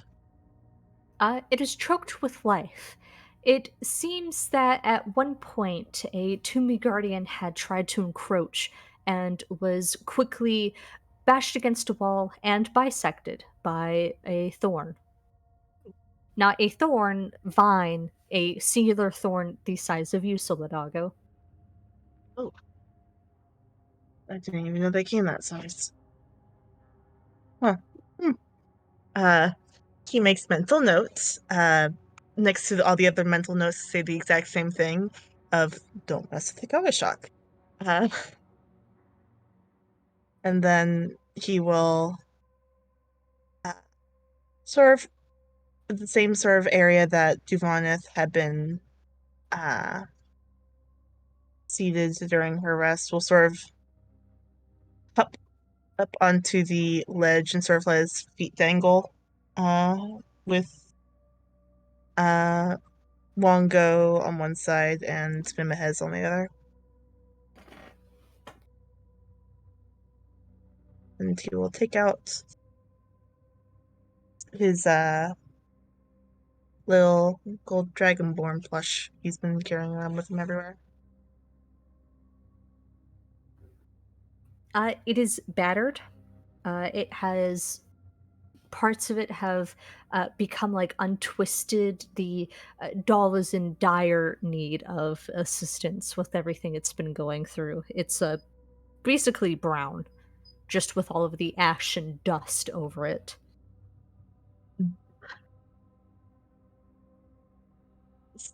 It's all sort of like sucks on his teeth. It's like, I kind of gotta explain this to her. And he'll do his best to clean up the best he can, sort of taking some like tools to sort of make sure things stay on, like no button eye gets lost or anything, that the pull string is all intact. Taking the time, going through methodically, clearing as much damage as you can, ensuring that while not looking pretty, it will survive one more trip. You do so. Mhm. And so will eventually, sort of like, once he can't really think of anything more left to do with it, will pull the little cord and we'll say into it, I love you, honey bun, so much. Pull it again. I love you, Plum. Be careful. And then we'll do that 4 more times. And then when he is done that, I put them in our chat fish so you don't have to write them down. He will sort of pick up the item that Shigombi was in and say, so, why'd you want me? You were the most aligned with Ubteo, and you hold yourself up as a moralistic man, even more so than the others. Well, they themselves have aligned to Amuan standards. You uphold Mesros for good and bad. Makes sense.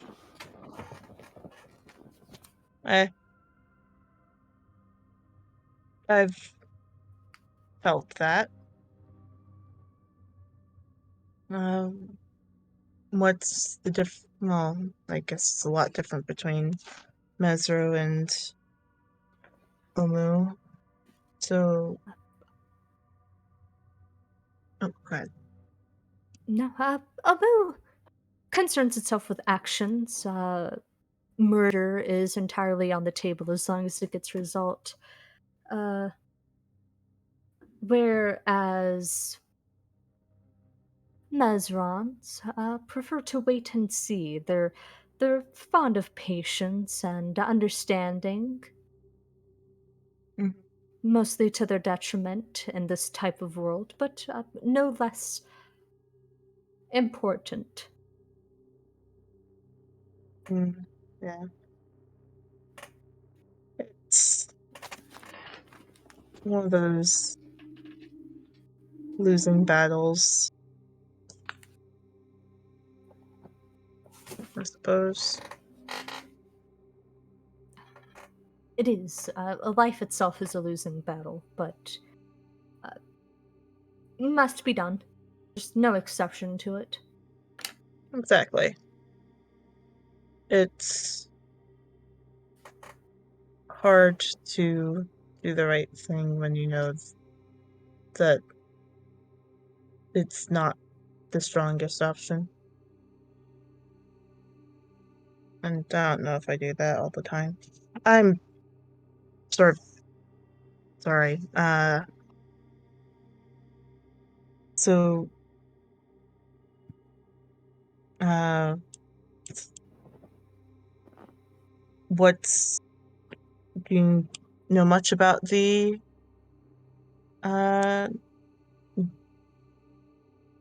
the tomb? No.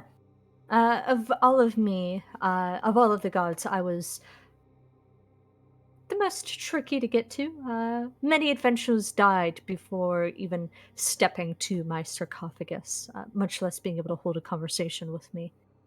I was also the Yeah. first to die. Uh, yes. We probably wouldn't have gotten there if it hadn't been for Jets, and then I believe the Yellow Banner came in and took care of some of the. Well, no, it wasn't. It was some of Withers's hands helped there as well. Mm. It wasn't, but yes, it was. I'm sorry to hear you're the first to die, though. No problem. I died knowing that, well, I didn't see wholesale massacre. So I am very pleased. It's good. It's good not to see that.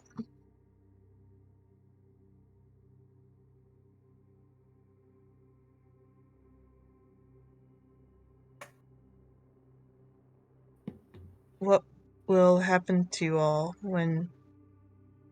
if we get out of here? It's not a question of if, it's a question of when. You have no choice but to succeed in your duty and obligation. As for when we exit, I assume that the Queen will begin our worship of our cults again, as she is right now in the process of. A young man has actually pledged himself to my cause. Oh, And we will rise in power and become the foothold that we once were, and filling in for Teo in his absence. absence. Jinx. Neglect is the word I want to use, but it's one I'm unable to use. Soul sort of like leans back and thinks. It's yeah, it's close. It's close to the right word.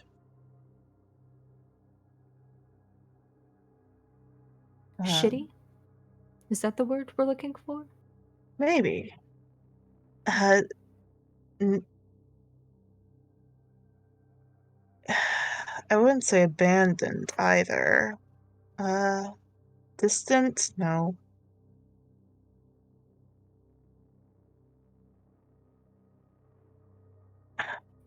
He's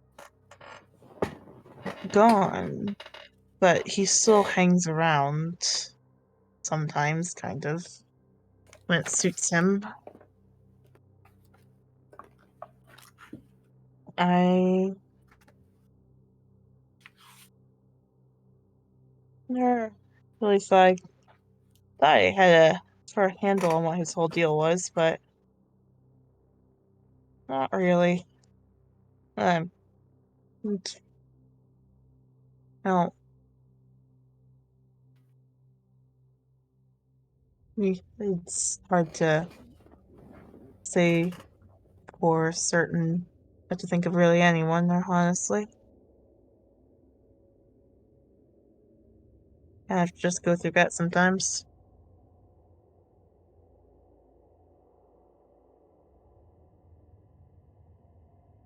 Mm, then what they show you.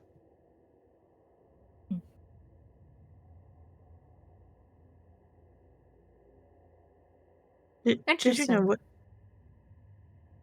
Did you know Withers or Oh, immediately forgot his name. Blackfire. No, Balaka would have, though, as she was the uh, patron at times of engineers. Mm-hmm. So we'll place a hand on Fongo and Obalaka because they're still kind of attached. Uh,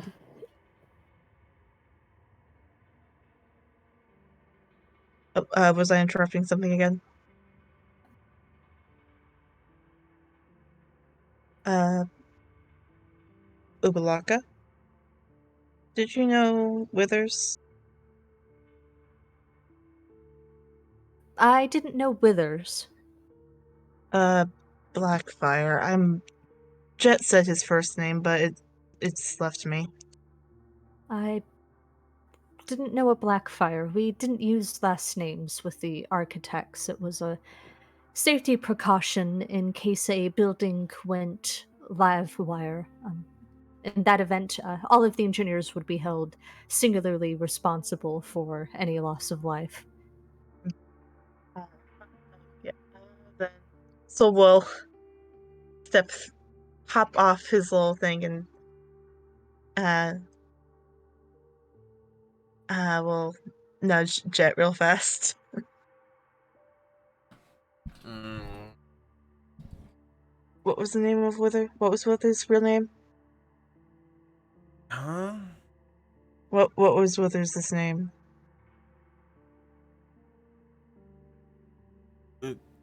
Gora. Gora. Thank you. And he will like tuck the blanket like back over Jet and will tiptoe back. Uh, Gora was his name. Gora. I knew Gora. He was an elf. Hmm. Stood out to me. Yes, well, he became Withers. I don't know if you knew that or not. I didn't. I didn't particularly care who was killing adventurers. That's fair. What was he like back then?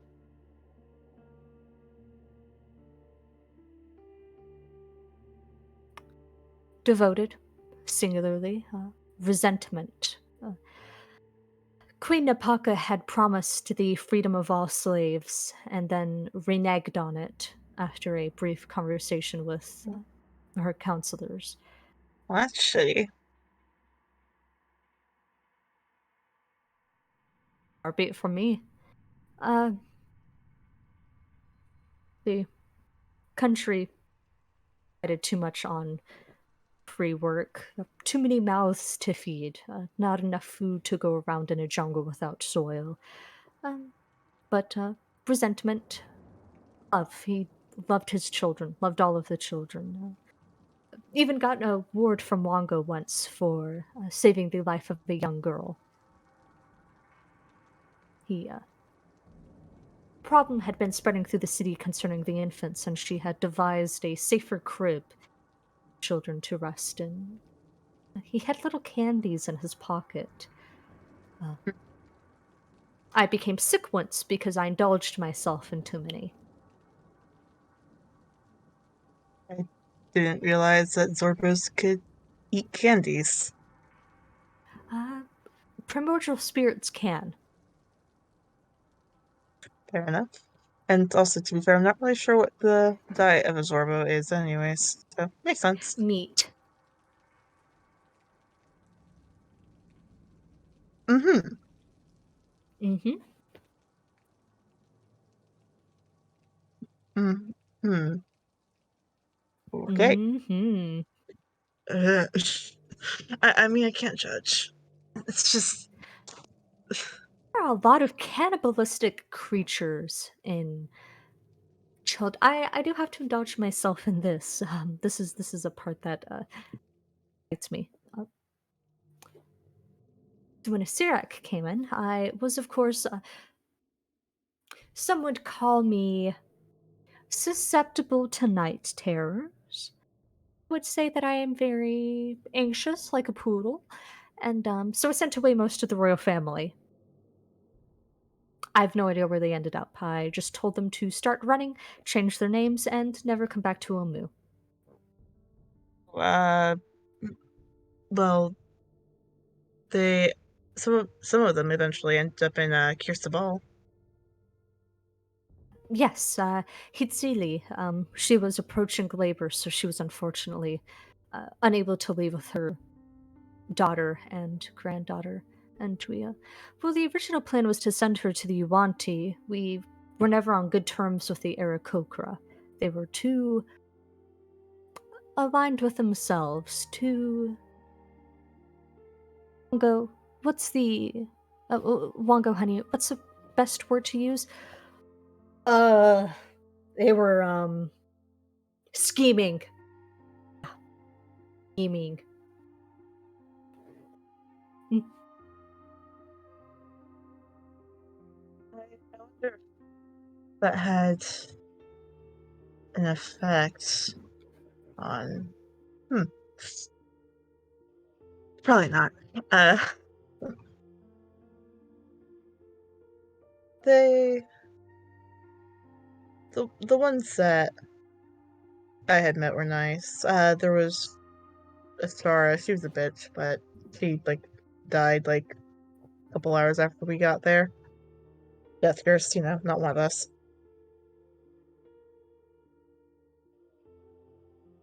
Uh, the you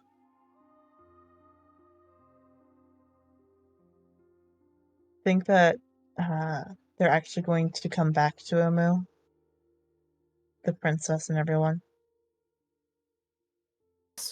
Uh, Without a doubt. I just sort of assumed that this place would be without all the blood that was on it wouldn't be recoverable. Chult is covered in blood. The wars and things that have been held here scar it. And you hear Shigambi go, and please don't forget the. And then all three gods in unison say portal to hell. And Wait, Shigambi will sort of pick up what? and say, Oh, right, the one that Shigakari went through. forced through. This is Shigambi, and she'll say, yes, the thinness is present here. I mean, most of our queens have participated in a little bit of blood sport or demonic possession, or so it is our sacred duty as the children of Upteo to uh, prevent hell from spilling into the earth. So, yes, it is her ancestral obligation and duty to come back here and keep the rest of the world safe. Not to mention Dendar's the cave, the opening to Dendar's cave is located here as well, and so we have to be present in case she wakes up.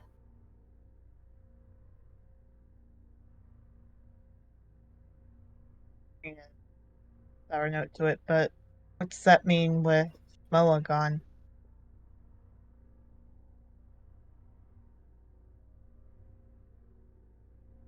What do you mean?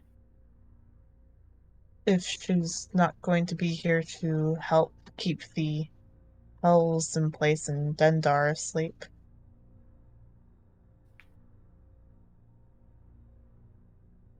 are you weaker without her, or is it No, we stand just fine on our own. I would say that yes, we are weaker for it. Moa is a devastating loss. Koshak seemed to like her. The feeling was mutual. Nice. Koshak seems like a nice person. You.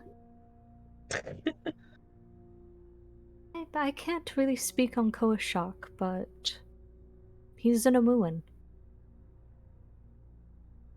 So if he's a nice person, it's a surprise to all of us.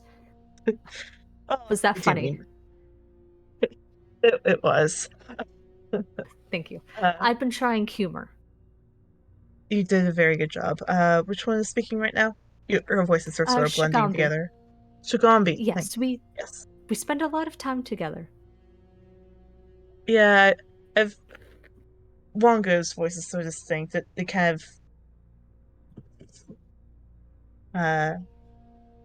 but uh he's nice in his own way, you know? Like Jet is just like nice, like he's a nerd, but like he tries his best, and Devoneth is uh, I like the part where she kills people. Big fan. yeah, she is good at that. But I mean, have you seen like Jet and Cole though? Like they are also like insane in battle. Like I don't understand like the spell stuff. How does it even work?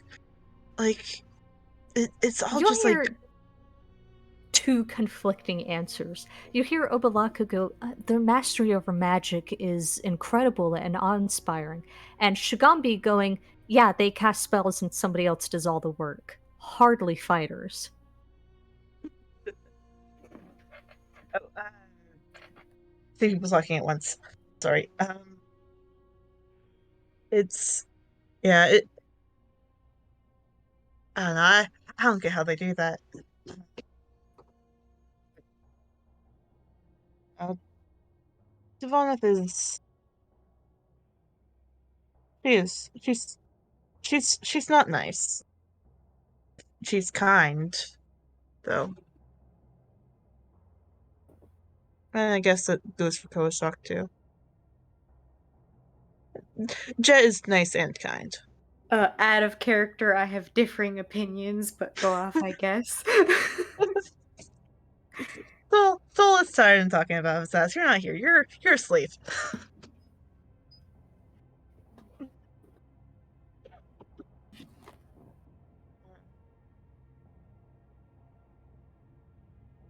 you think we'll actually do it? Well, you did say when, but do you think like we'll survive? No. Yeah. Amu has had 3,000 years to make itself efficient for killing people.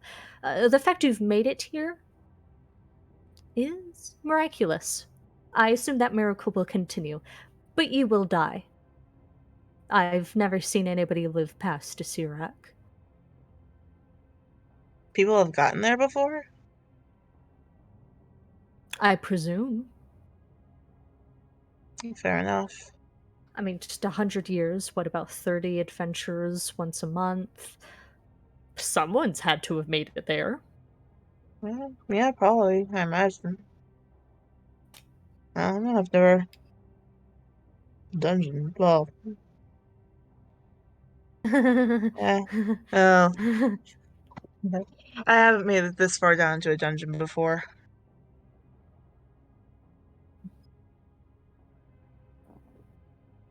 Mm. The conversation will continue. The three of them together are good for polite talk. Tensions are short between the three of them. Moa's Lost has made something out of them that they can't quite explain. Are there any other important questions before your rest comes to a close?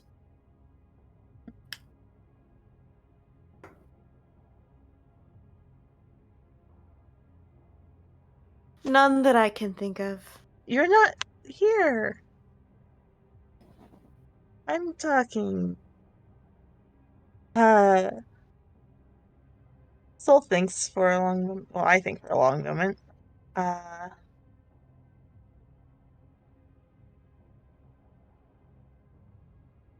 can we? You all failed to defeat Asarak. How do you think we could do it? Repeat that?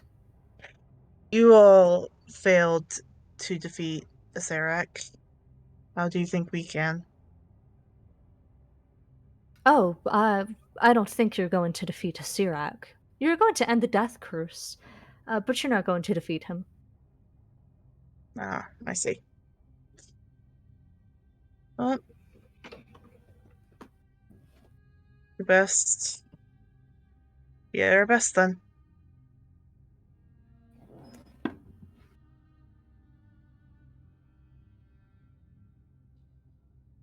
And We had a good Soul, sleep. yes. And Soul will begin to wake everyone up. As everyone is waking up, they all gain the benefits of a long rest. Chances are, this will be your last long rest before encountering a Sirak, so make sure your spells are accounting for that, along with a fight with the hags. Fuck. I will say that when Fish said, "Do you have any other questions before the end of your rest?" I thought it was addressed to everybody. No, you're good. That's what I figured. Sorry for snapping. I don't think I really snapped that hard, but still sorry. Oh boy. As Yeah. everybody's waking up, Ank's voice fills the chamber. Can you kind of poke me out of your bag? Oh, right. Koashak very gently lifts out of his bag. Hey, hey, Duvaneth. Yeah. Um,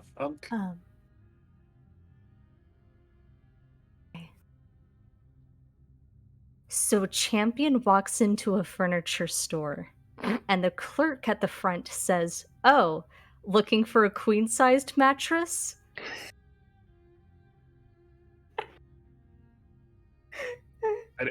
I don't get it. Koashak like snorts like Yeah.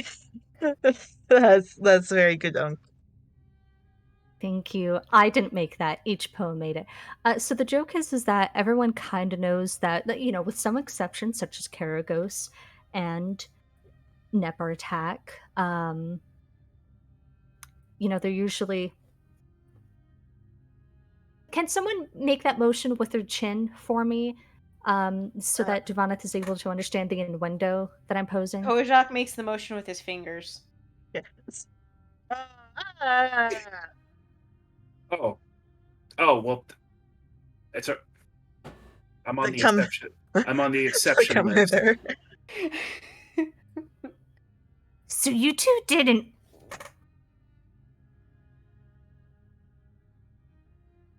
Wait, were you No. two like close? I didn't think you two were that close. Koashak What? is looking emphatically at his nails. I mean, you know, not that close. Plus, it's against the rule to do anything in Gears of Ball, anyways. I don't think that's Which, true. No, she specifically told me. And Tyrion. Koashak upon hearing that come from Jet's mouth looks like at the ceiling, then at the floor, and then looks very confused and says, "Was he?" Um, I yes, but it was too late knew for her that. to tell me. Wait. Alba and I were good that entire time, and you two were breaking that rule? Yes. Princess What the hell?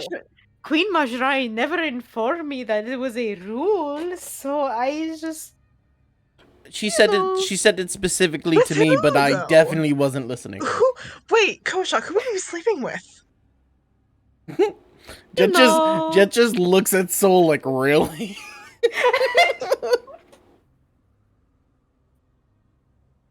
You know, someone. Oh, it got really cold all of a sudden.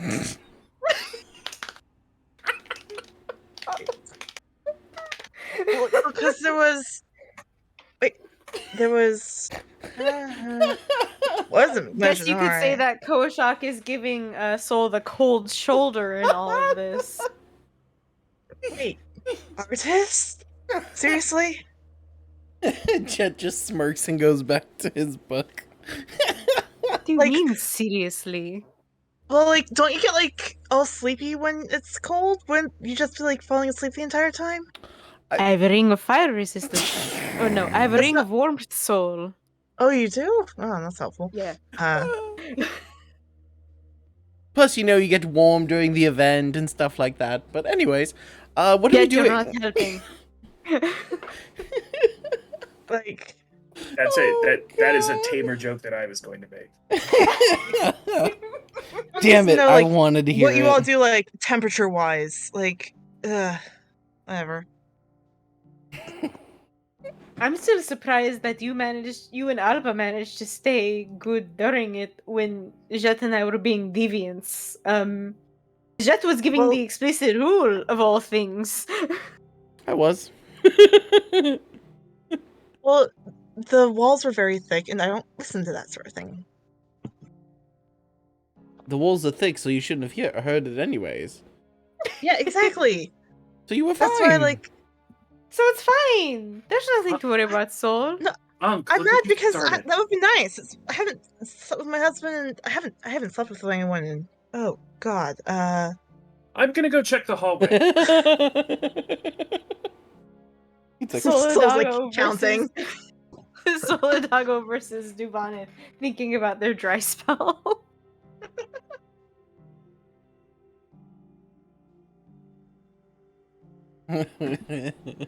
Meanwhile, Kojak and Jet being absolute thoughts in a monastery. Devoneth over here, like, having to tell the, like, woman of her dreams that it was, like, a matchmaker thing so that she wouldn't feel bad when she died. And Kojak's over here, like, yeah, I gave him the sloppy toppy. LOL. What? And Jet's like, I'm I not looking that threw up. it back I am so not hard, looking that up. Tyrion decided to worship another god.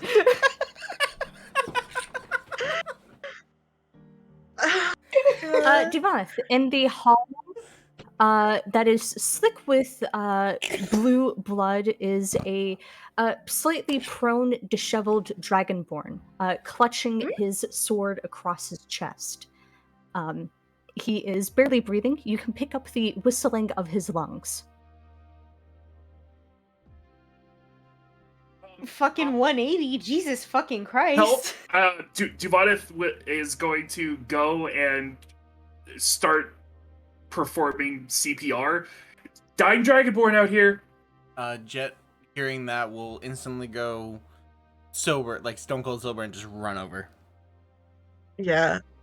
Soul's running too. There in the hallway, again, the floor's kind of slick with his blue blood. A prone tomb guardian, sort of disassembled across the main foyer, is Dragonbait. He is a slick grain. The sword is clutched across his body. And Devoneth, you successfully move him and are trying to perform any type of life-saving technique, but it kind of getting anywhere. No, please, fish. Why wasn't she? I wasn't even the bubble. Did we not bring him in? Jet will look over the injury.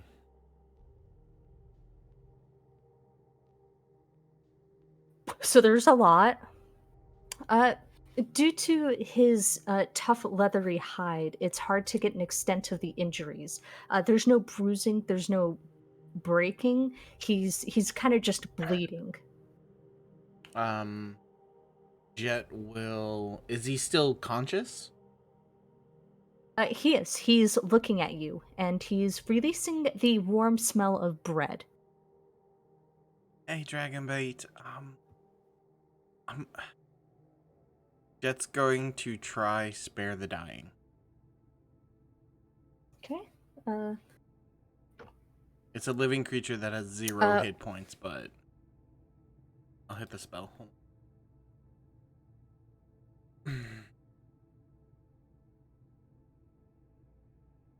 as you do that, you see his wounds sort of knit, and his face will relax. Will cross a hand over yours, Jet, and pat it. And then he'll start pressing the sword against you. Jet will grab the sword. It's not impaled in him, right? He's just holding on to it. Yeah. Okay. And he will start climbing to his feet. Struggling, obviously. Jet will help. He is Koashak. really Really, really what? heavy. Help. Heavy. Heavy. Soul will come over and help. So when you come over... Sorry. No, I was just gonna say that Cole is gonna run up and be like, "You come. I've created the space. You should be able to rest somewhat. Come on." That's it. So, as you approach, Dragonbait is going to reach for the Makahito on your hip. Soul looks very confused for a second, then a dawning sort of understanding will come over him, and he will take the Makahil out of its frog and hand it to Dragonbait. He takes it, putting a lot of bravado into making sure he isn't coming across as injured as he is, and he will slap it into his frog. And look at Koashak with a strange bag of emotions. He looks like he's telling you he has to put the dog down. Except he's the dog. Oh, fuck. No, please, no. Dragonbait is going to put his hands on your shoulders, Koashak, and give them a very tight squeeze. And then he's going to release the smell of sulfur, brimstone, and lemons. And he's going to pat you 3 times, all of you very meaningfully, and kind of motion you on. And then point towards the disassembled Tomb Guardian.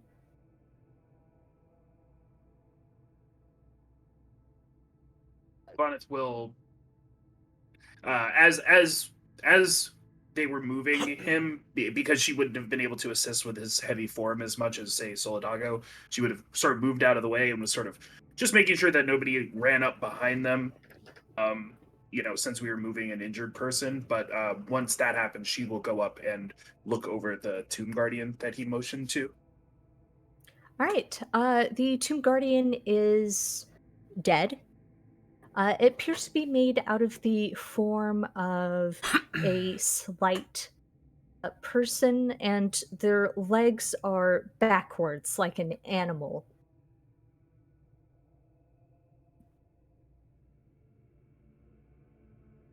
They got switchback legs on this one, sort of slender form.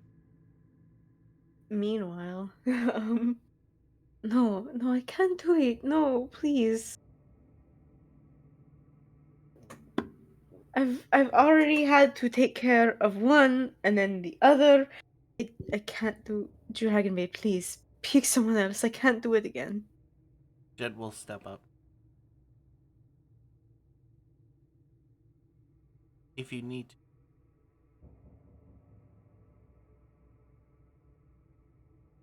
Dragonbait is going to push past you, Mimihez on his hip, and is going to lumber past Duvaneth. He seems to be making for the stairs, Wait, which? upwards. Oh, to the tomb, the place with the maze. To the third floor. Oh, like he's going back the way we came? Yes. Fucking goddamn it. I don't think the door will open, Dragonbait. Dragonbait, you have to at least rest for a second, please. He will get a very shocking look of rage, and he will emphatically point down and motion for you all to move. We have to go. Go on. So we'll grab his bag and like whoever else's is like left. And he's doing this for us. That will call- Koshak will go to follow and also says, I'm sorry I couldn't do it for you. And start to make his way down the stairs.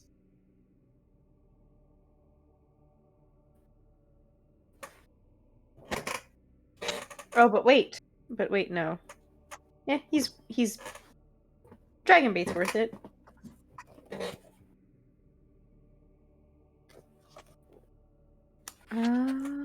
Eat.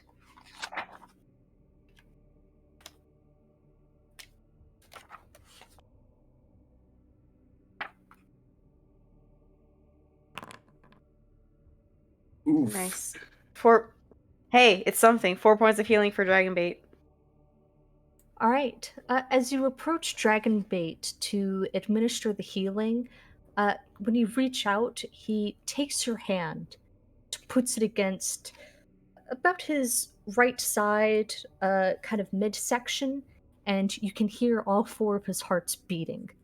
And he'll close his hands, kind of put yours into a fist, and give it a tight squeeze. I wish I could do more, but I have to save it for the other. He'll nod in the affirmative. And he will hold his palms to you and cross his arms over his chest. And then give you a very sharp push and kick you in the ass. Koshak will stumble back down the stairs to the rest of the party. Right. You find yourselves at the bottom of these stairs in the dark tunnel that leads further down. There are 4 pedestals, each topped with a giant 4-armed gargoyle. The pedestals are slots, each one that are about the size of a standard coin.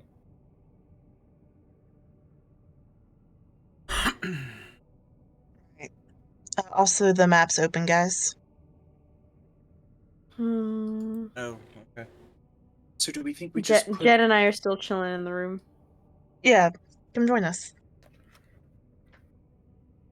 So do we think we just put a gold piece in, or what about those rings that were in Unk's tomb? They were like bangles. Uh, I don't. well, These these look, are coin size, Yeah. right?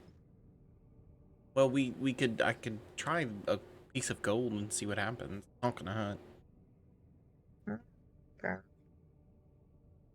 Jet's going to take one gold and put it into the one that looks that's the gold slot. Okay? You do so. The gargoyle on top flares to life, the wings expanding out, and it will extend all 4 arms towards Jet. Jet will back up. It keeps that same position. Oh. A thudding sounds up from upstairs. Oh. Try putting the other coins in. Koashok will go to, I will say, the one that my cursor is hanging around and put a golden coin inside. No, isn't it one of each Alright. coin? Or is it just coin size? Two different metal, I think. There is copper, silver, gold, and platinum. I don't think... Did Does anybody... anyone have a platinum piece? I think we have, like, I think some, I think someone but it's grabbed not platinum. a lot. We only need one. Yeah. I didn't grab any. I don't know if any of you guys did. I remember somebody grabbing platinum. I can't remember who it was. It wasn't me. Solo traded in some platinum so that he didn't have to carry so much gold. But Koashok is going to put a silver in the one that has a silver slot in it. yeah, I guess we'll take the platinum then. You have copper. I don't think you guys have ever been to a place that you could trade in gold for platinum. Oh, okay. No, there was the treasure pile in, I can't remember which room it was. Papazottle's tomb. Yeah, there was one place where like we were shoveling gold into our bags. I can't remember which part of the tomb it was though. That was the arena, and you guys only took a handful of gold. Soul took like 300. Yeah, but not platinum though. How much gold equals a platinum? 10. But I think it's looking for the specific coin. Could we try putting a single coin into each one and then try putting a platinum's worth of gold into the platinum slot? Worth a shot. I mean, we don't really have another option. Yeah, we don't. Maybe they make change. Maybe the Gargoyle bank account is in store. Yeah. Oh, so we'll put 10 gold in. Fuck it. That's our option. Alright.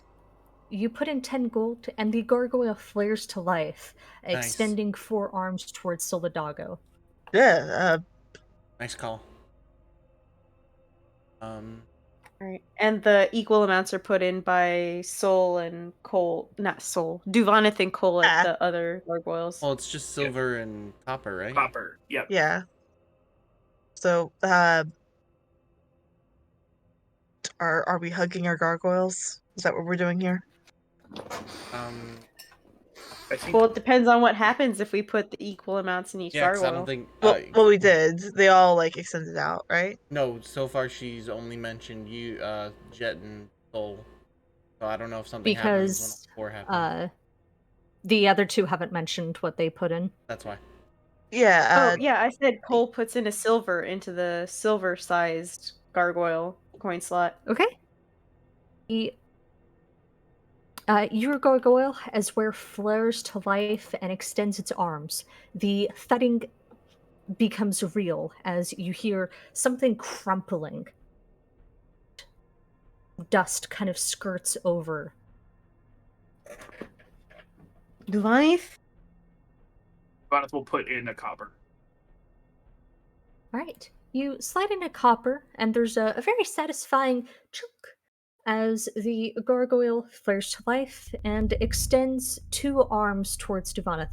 Except this one seems a bit more nicer. It's kind of keeping its upper arms close to its chest, and it's more of an offering rather than an aggressive come here. It looks a little different, this one. Do you think we need to do them in increasing order? Like I get into the lowest one's arms, and then Koashok gets into. Maybe it's because you're the champion. I don't know. I don't really think we have a choice. Yeah, right now. Duvanith will go ahead and step close and do her best to try to get into the gargoyle's arms. Same. It hops down and picks Duvanith up into a bridal carry, being very polite about its hand placement. And it hops twice over to the dark funnel, closes its wings around and dives down. Jet, the the gargoyle hoists you up, holding you by the arms like this, and kind of checks you around before putting you against its chest, coiling the wings around you, and diving down the tunnel. Koshak reaches up towards his. How are you reaching up? Politely, as if saying, yeah? It hoists you up and seems to be holding you with one arm, using its other arms to support your bag as it closes around you, drops down. So the doggo? Soul will take one last look to the last place that they all saw dragon bait, and will, like, Viking handshake the gargoyle, sort of like grabbing All right. forearms. As you look up to the banister where the large door blocks and separates you all from the rest of the tomb, Dragonbait will turn, giving you one forlorn look as a hand erupts through the stone, grabs his face, and pulls it through. Jeez. And darkness embraces you as the wings fold around you. And on the long tunnel drop down, you hear Wither's voice. If you are hearing this, I am dead. The dungeon is now going to complete its final stages of rearing to the end of its half-life. I have told my patriots and workers to start dismantling it. I have unleashed all safety obligations that once protected me, and have now turned this into the very thing that should, in hope, kill a Sirak, convenience a great many people. You are now approaching level 6. It's the cogs of hate. Loathsome. I don't care. I didn't design this part. I did. Anyways, I hope you enjoy your stay. Thank you. And you hit the ground hard, it rattling your teeth. As you all now find yourself Oh shit. And on the level gears 5, of the hate. Gears of Hate. Oh my god. And there's that is nothing where we there. will end tonight's session. Oh god. Yo, that warning that Jet found might be real important right now. Oh yeah. Just a little bit.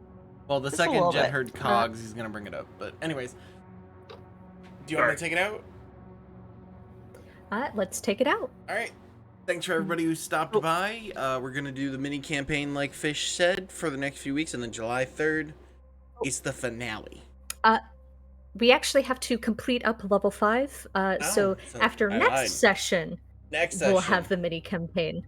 I was gonna say, because if I have to summon the emotional wherewithal to do both the Gears of Hate and the final dungeon, no. All right. So Yeah, no, fuck that. Fuck that. one more session, mini campaign, final showdown. See you all next week, guys. Bye-bye. Bye. Mwah, mwah.